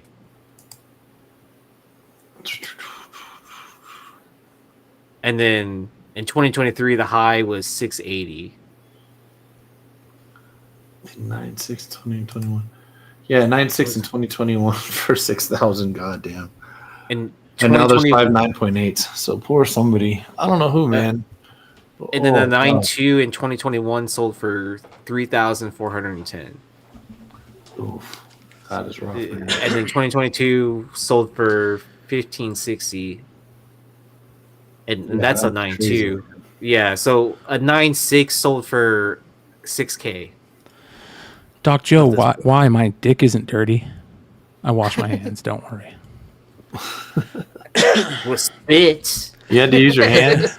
I'm at home, man. You just pulled down. Yeah, my dick's not dirty. Hey, dude, nobody wants to know what's on these mouses, dude. Yeah.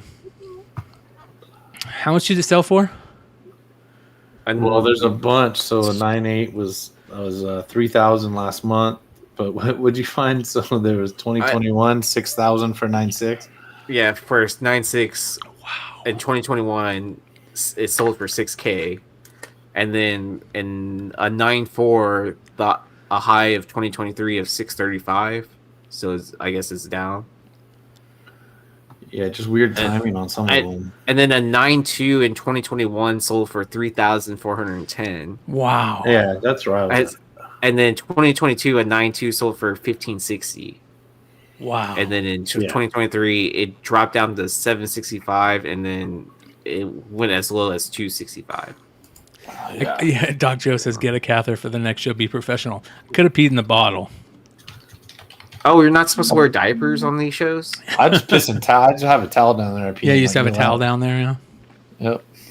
Oh, I have a bucket sometimes. Just pissing in towels. Yeah, and then I just that's why I mute every so often. That's an old school one from way back when, you guys. Well, that's from winter chicken dinner. If you can, yeah. He said I never saw him get up, man. He's peeing in towels. Yeah. All right, moving on. Here's another great buy. For $158, you can get a 9.8 Uncanny X-Men 251, a classic, iconic Mark Silvestri Wolverine cover. I mean, yeah, I really get like that. I've always loved that cover. Even get the Witchblade homage before homages were cheesy. I love these old school. Oh, go ahead. I was gonna say I need to make a cheesy sign where it's just Yeah. like a block of cheese and it says cheesy. Yeah. Watch out. You'll get kicked out of Discords for saying that. Oh. Not the Beyond Wednesdays done. If you guys want to join, link is below. It's always free. More Fun Comics. A killer Silver Age Spectre comic. Is it Silver Age? Yeah, it's Silver Age, right? More Fun? Maybe it was Golden Age. Sorry, Golden Age. Gold. That's definitely gold. Yeah, definitely Golden Age. Love the old school Spectre covers. The More Fun Comics Spectre covers. This is a great one. I'm not a big a fan as the Golden Age Spectre. I'm not a big fan. I like Neil Adams Spectre stuff. But I really love the 90s, like 1990 to 98 maybe. John Ostrander run. If you guys ever get a chance, just go check it out. I think there's like 80 issues.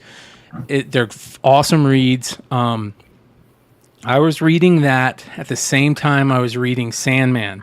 And I got into the Spectre and Sandman at the same time in the 90s because I went through this really cheesy phase where I wanted to be all, like, not be religious, but know about religion. And I really got into, like, you know, that whole angels, you know, hating on kind of, you know what did it for me, I think? Remember when that movie The Prophecy came out with Christopher Walken? I was really into that movie. That movie was one of my favorite all-time gemovies. And then I think I read The Divine Comedy at the same time. And I geeked out so hard on that, like, famous, like, what's the other thing about, not From Hell, but the old school book. The Dante's Inferno or whatever. No, that's the Divine Comedy. The other one, chat, let me know. You guys know what I'm talking about. Anyways, really geeked out over that, and I fell in love with the Spectre's Ostrander run because it's just exactly that.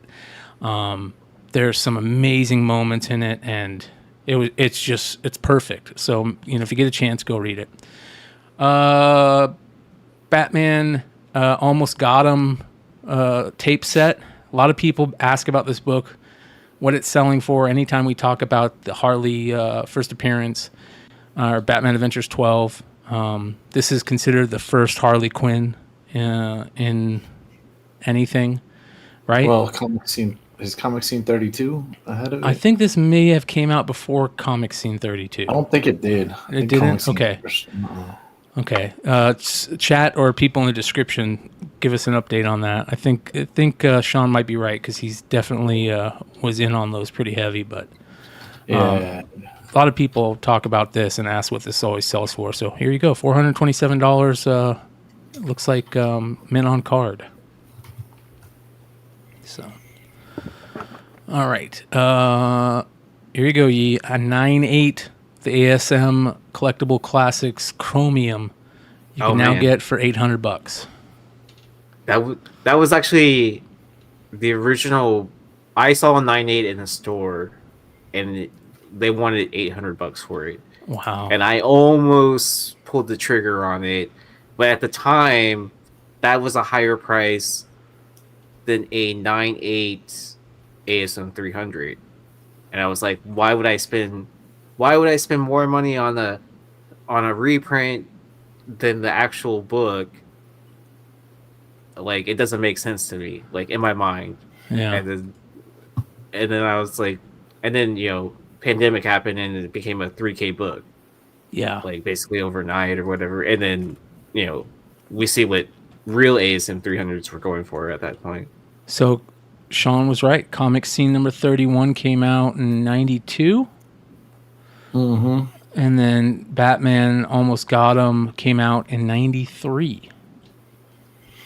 So I don't know. I think I sold one time. I had the only two 9.8s, and I don't remember.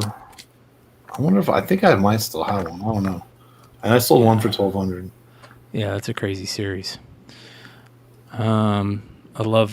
Doesn't one of those also have the first Venom in it, right? Or one of the first appearances of Venom? Comic Scene 2, and I just sold that for like $1,000. Wow! We just kept adding to there, so now it's a PayPal invoice at least, so you're not going to see the sale. Wow. But I graded it myself 5 years ago when there were only, I think, 3 of those, and so mine was newsstand. And after years and years of waiting for offers, I was like, okay, all right, fine. I can take $1,000 for a magazine I've had for like 6 years. Yeah. That I graded myself, so it was, all $40 into it. Iron Man 128, a 9.8, the famous alcoholic cover. I love this one because it's one of those early direct distribution books with the crossed out barcode, which are, if you do a deep dive on that, trust me, you'll like the information you get. But this is a 9.8 of it, and it sold for less than $1,000, $812. I feel like that's going to be a good buy. if it keeps dropping, even at $800, I'm not mad at that. It's a great book. That's a key. Yeah, for sure. Uh-huh. It's almost as good as the Koi Cakes variant. Yeah. If you guys remember that. Yeah, you can buy it. I wonder if shirts are. Do that, dude. Did you guys do shirts of that? No, unfortunately. That would have been amazing. Yeah. That was better than all the shit we did. Uh-huh. Crime Illustrated #1 classic EC crime cover, and this is a 4.0 sold for less than $150. Those mag size ones, they don't sell that well. I don't know why they don't. It's weird. I literally don't know why. Yeah. Nate and I are still supposed to meet up with Koi at some point in time and eat at his parents' restaurant. Nice. Yeah. Nice. Yeah, I'm so excited because I love Vietnamese food. So, next, Hack/Suicide Girls Annual #1. Yeah, all these hacks. There's so many of those hack/ covers or books are tough to find, and the Suicide Girl stuff is crazy tough.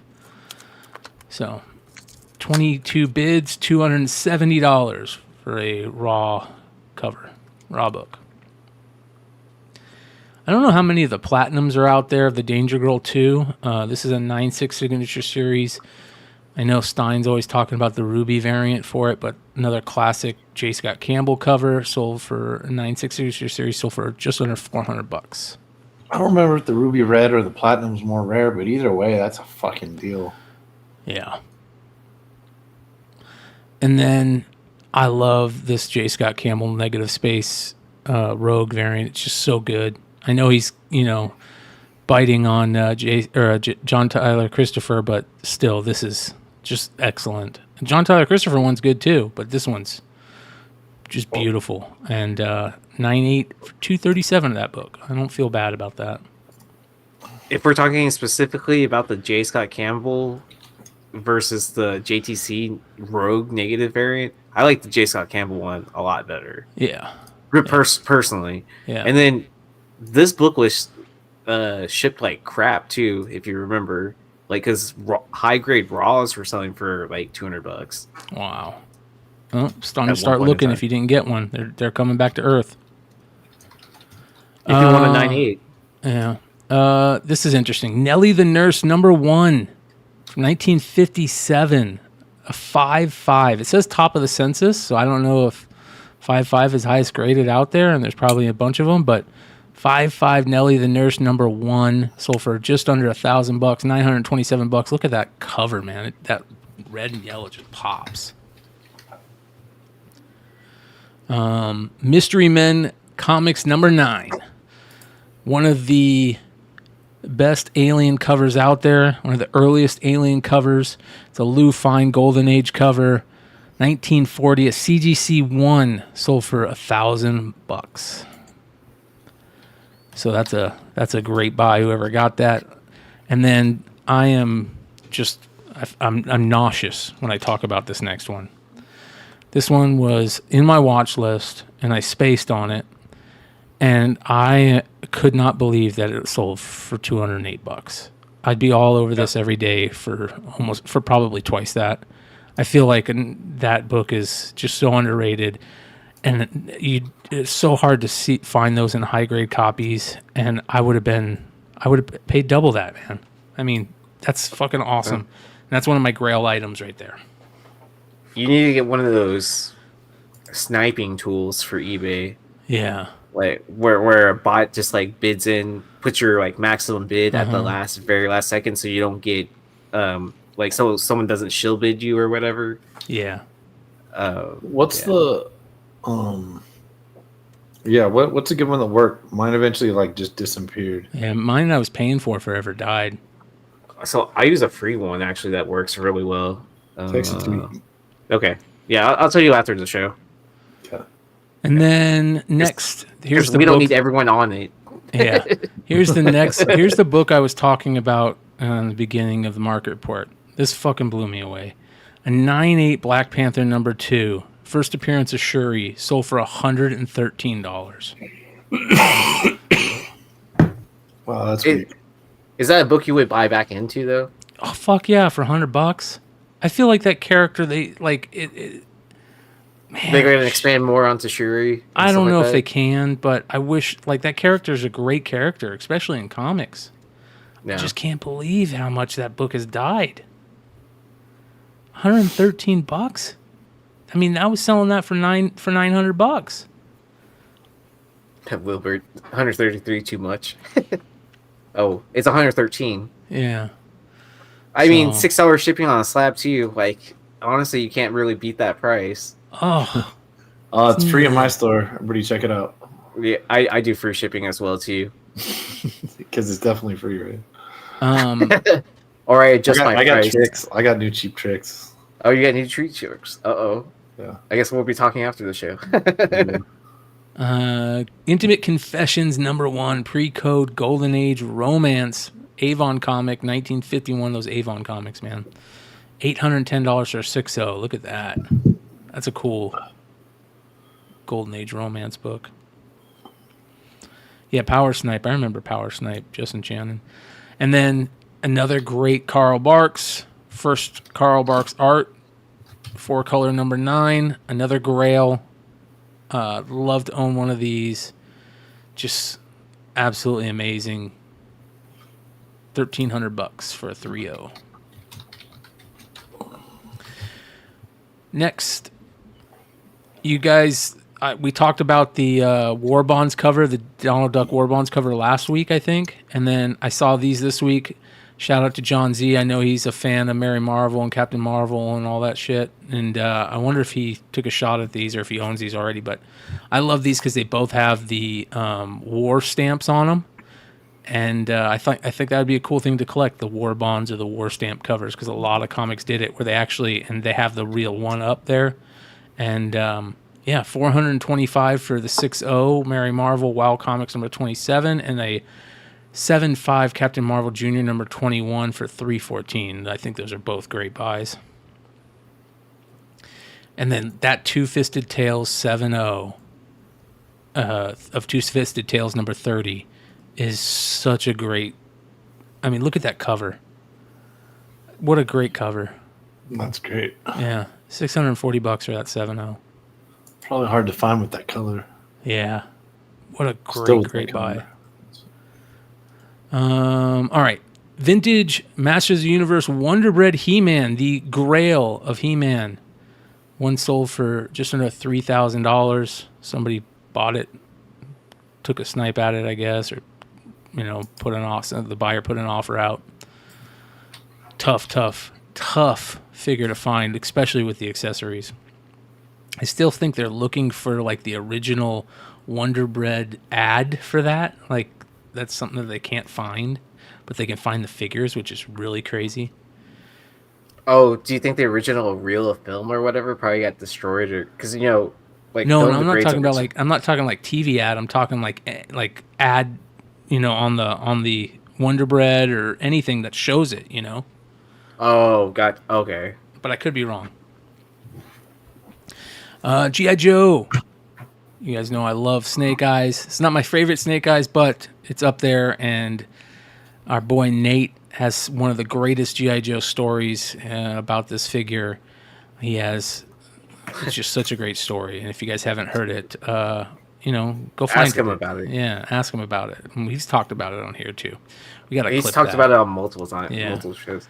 Yeah. $3,000 for this carded mint on card figure. It's not graded, but still crazy. First version 1 of Snake Eyes, 82.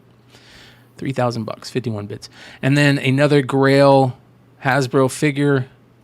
This is the Transformers G1 Grimlock in box, mint and sealed box, not graded, sold for $2,430. I loved Grimlock, man. Grimlock and then the Stegosauruses were my first 2 Dinobots that I got. And then this is super cool. M&M Slim Shady LP, the 20th anniversary limited edition chrome cassette tape. Right? How fucking cool is that? I would want that, and I'd want to get it graded. Yeah, I didn't know it existed either. I want to get it I like graded. the parental advisory sticker on that. That's awesome. Yeah. $179. And then 2000 playoff contenders football. 1 pack. $912 for 1 pack for your chance at pulling a Tom Brady rookie that's probably not even in the entire box. One of the rarest. It's Tom a Brady redemption. cards. No. No, I'm just joking. That was yeah, that would suck. They would definitely not fulfill that. And then Teen Angels 21 from 1983, a magazine with a wraparound cover, OG lowrider culture, sold for $102. That's badass. I love shit like that. Magazine. And then a Listen and Fun Tripwire Men on Card sold this week for $496. You guys, I talk about this figure all the time, but I don't talk about the other 2 Listen and Funs that I remember seeing, which was a My Little Pony, and then they did a Transformers Cliff Jumper one. And they're all horrendous. They all look terrible. Not as terrible as the Tripwire variant, but the carded version of them all look bad. But the Tripwire one sells for the most. And then we've got a couple more here. This signed Back to the Future #1. It's a 9/8 signature series with Michael J. Fox, Claudia Wells, Thomas Wilson, Christopher Lloyd. All signed. Shout out to JJ's Comics and Art. And it's even got a cool back cover. There's JJ's logo. I like that back cover. The Out of Time. And this sold for $1,500, 36 bits. It's pretty cool. I like this Spider-Man, even though it's a 9/4. Spider-Man, Amazing Spider-Man of 36. I don't like that it's a jam piece, basically. A scroll. Oh, okay. If it wasn't a scroll, this would be amazing. But I like how they got the city in the back. It's got Ramita Jr., Scott Hanna, Stan Lee. David Finch did the sketch. Ramita Sr., Ramita Jr., Scott Hanna, and Stan Lee. Sold for $959. Pretty cool. And then I've never seen this. It's a poster. 1989 Teenage Mutant Ninja Turtles official Turtle Force Collector's Edition poster. It's stamped, numbered to 25,000. I doubt there's hardly any of these still out there. But it sold for $117. So, pretty cool. Oh, nice. Yeah. And then this is badass to me. Remember when DC did the Just Imagine Stan Lee doing like their characters? Well, this is the Batman that he did with Joe Kubert, and they did Dynamic. I think it's Dynamic Forces. Yeah, Dynamic Forces. Here you can see there, and it's signed by Stan Lee and Joe Kubert, and it just looks good. Even though the Stan Lee that it ran a little bit, but I like, the way it looks usually on this. That one ran a little bit, but even though there's 1,500 out there of these, you don't see them that often. And for 121 bucks for Stan Lee and Joe Kubert autograph on a book they both worked on, that's dope. Yeah. Have you ever seen this book sell for this much? The Punisher Countdown DVD exclusive mini comic, signed. Look how beautiful that looks. I have never seen this. Like that. Yeah, I've never seen this. Lionsgate Film. The back has the open water. I mean, signed by them all. Garth Ennis, Steve Dillon, Jimmy Palmiotti, and Bradstreet. That's so cool. $1,225. You knew it was some sort of like meticulous collector that never gets signatures or whatever to bring them a fine red tip point pen. Unless they all came like that. Did they all come like that? I mean, because I've never seen that book. Must have come inside a DVD. I just don't know. A signed copy of an exclusive comic created specifically for the Punisher DVD release. I mean, is it actually signed or is that? Yeah, it's actually signed, bro. Yeah. So that's what I'm saying. Like someone like to get all those signatures, they definitely brought like a red. Oh, unless it came with those. You know what I mean? Did it come with those? Oh, where it's like a special where it's like DVD, like a one of one Punisher or mini comic, right? 100, you know, or 200, or you know, or whatever it is. Yeah. Yeah, like just like some obscure low number amount, right? Yeah. And then this is crazy. So this guy had a couple of these. This Quattro, is it Quattro or is it Quado from what was that movie with Schwarzenegger? Total Recall. Was it Quado or Quattro in Total Recall? I can't remember. Like, I think it's Quado. Yeah. I think it's called a Quado, right? I think it was Quado. Yeah. Yeah. But this is crazy. They made fun of it on Rick and Morty.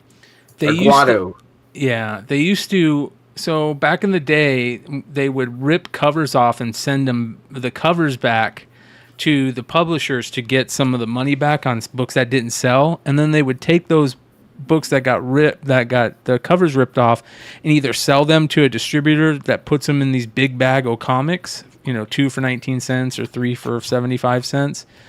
And this one is still bagged, and it's got a House of Secrets 92 and Astonishing Tales 6 in it.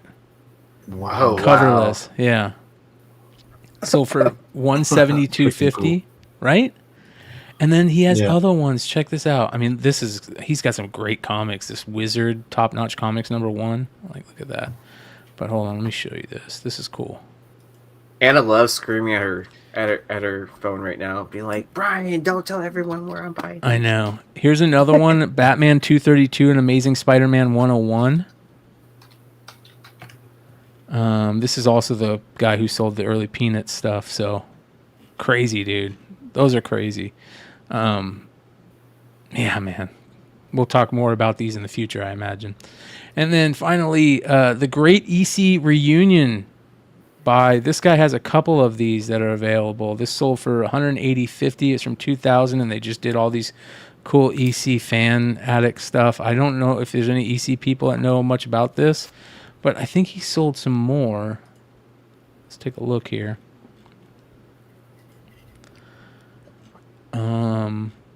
Yeah, this one right here. This one he sold for $180. This one he sold for $197.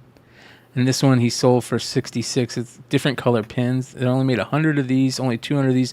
I can't believe this one sold for so much less than this one.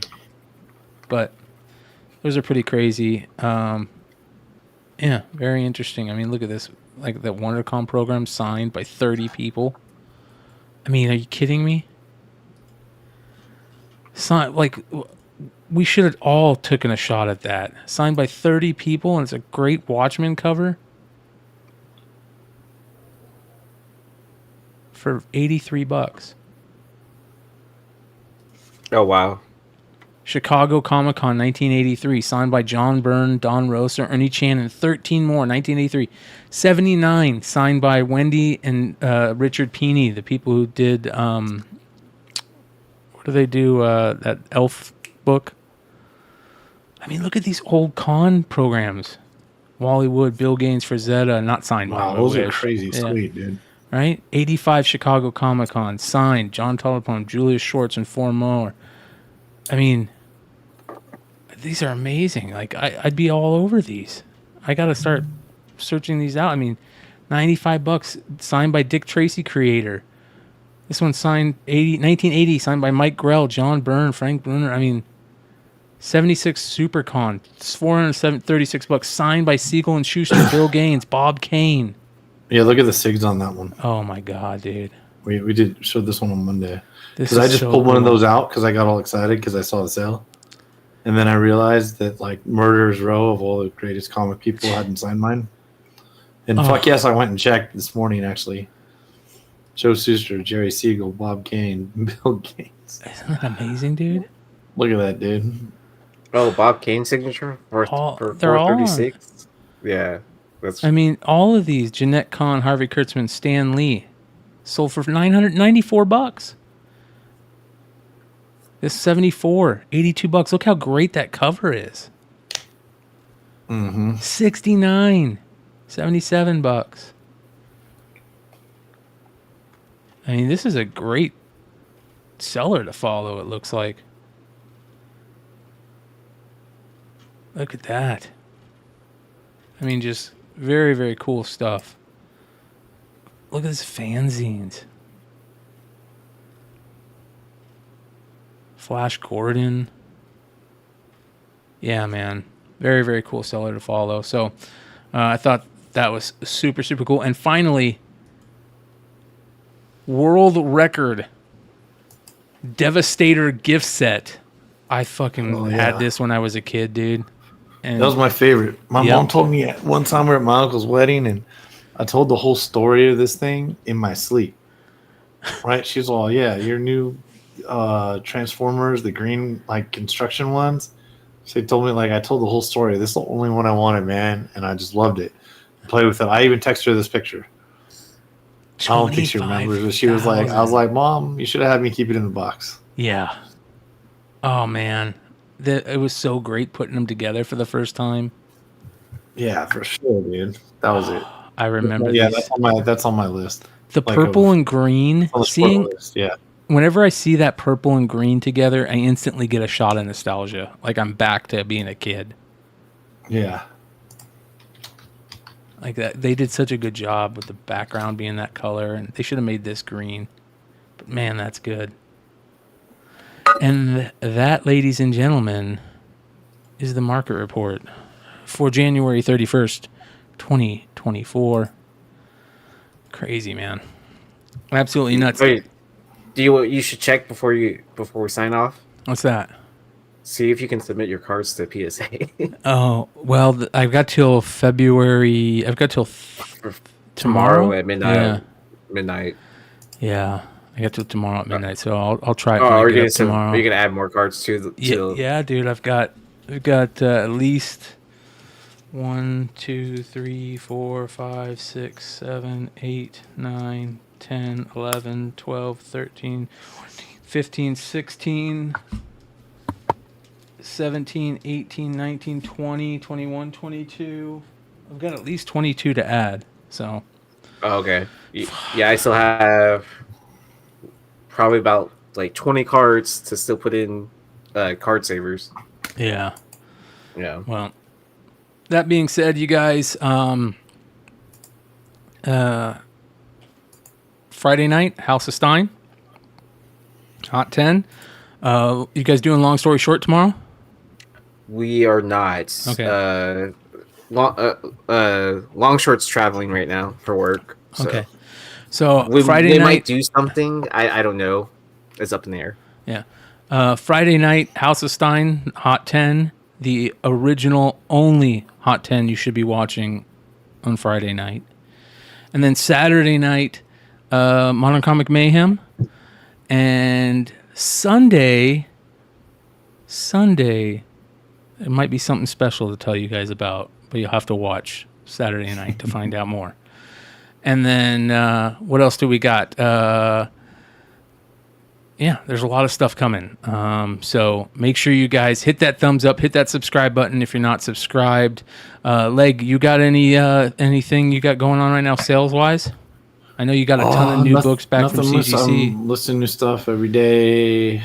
And that's, I was going to ask. I was going to ask both of y'all. Are y'all going to sell on Whatnot during the 0% commission day or whatever? No, It's I've got golf that morning. It's my mom's birthday that afternoon. The next day, Super Bowl Sunday, and I'm gonna drink right into it. I think that those things are stupid because everyone and their mother's trying to sell me. That's the day to buy. Oh yeah. Oh, because it's so saturated with a bunch of sellers or whatever. Yeah. But I do need to get back on Whatnot.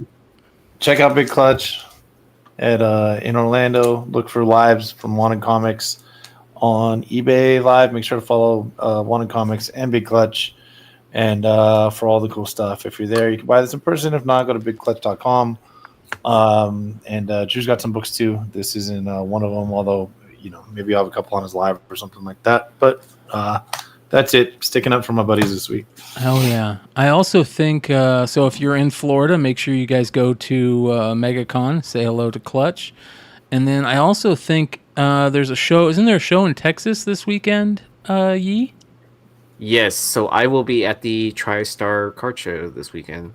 But isn't there a comic show in Texas this weekend, like OmniCon or something like that? Is it called something like that? Are you talking? Is there an anime convention happening at the same Is time? that it? I'm not sure. Yeah, because is it in Houston or Dallas? That was the real question. It is. Let me see. I think Tony is going to be there. Tony Fleece. Let's see here. HarmonyCon in Dallas. It's a pony show. It's a My Little Pony show. Sounds there like. you go. Yeah. Oh dude. man, that was. TriStar show, like Brony show. Oh man, like you're giving me a hard choice here. Yeah, so sounds like he's going to be there signing some of his pony books. So make sure you guys or gals, if you're going to be there and want to go say hey to Tony, stop in, say hello. People are asking what's up on the podcast. Bogcast, we're kind of taking a break right now. We'll keep you updated. I don't know. I think we might change it up, or Keith might be a little burnt, and he's trying to figure out how we're moving forward and type thing. But the Bogcast will continue either way. We're just trying to kind of figure out how we want to do it. So. Make sure you stay subscribed over there. And if you guys haven't seen any of the Bogcast stuff, go check it out. YouTube.com/thebogcast. Over 300 episodes over there, including some amazing interviews with people like Max Cavalera. Who else? The lead singer Far. The guitar player from Will Haven. There's a really good one with the attorney of... who's that serial killer chick from Arizona that went crazy? Killed her boyfriend, stabbed him to death. And she had all those crazy... she was like one of the first people on like TV that everybody was following on TV. Nancy Grace was really big into her. Her attorney, we interviewed, Kurt Nermy. That's awesome to hear about that. We have a lot of really good interviews over there if you haven't seen them, including some really fucking hilarious friends. Make sure you guys go check them out. YouTube.com/thebogcast. You can find links below, along with every other thing we do and all of our link trees. Hit those up, check them out. And that being said, we will see you guys next time. Adios.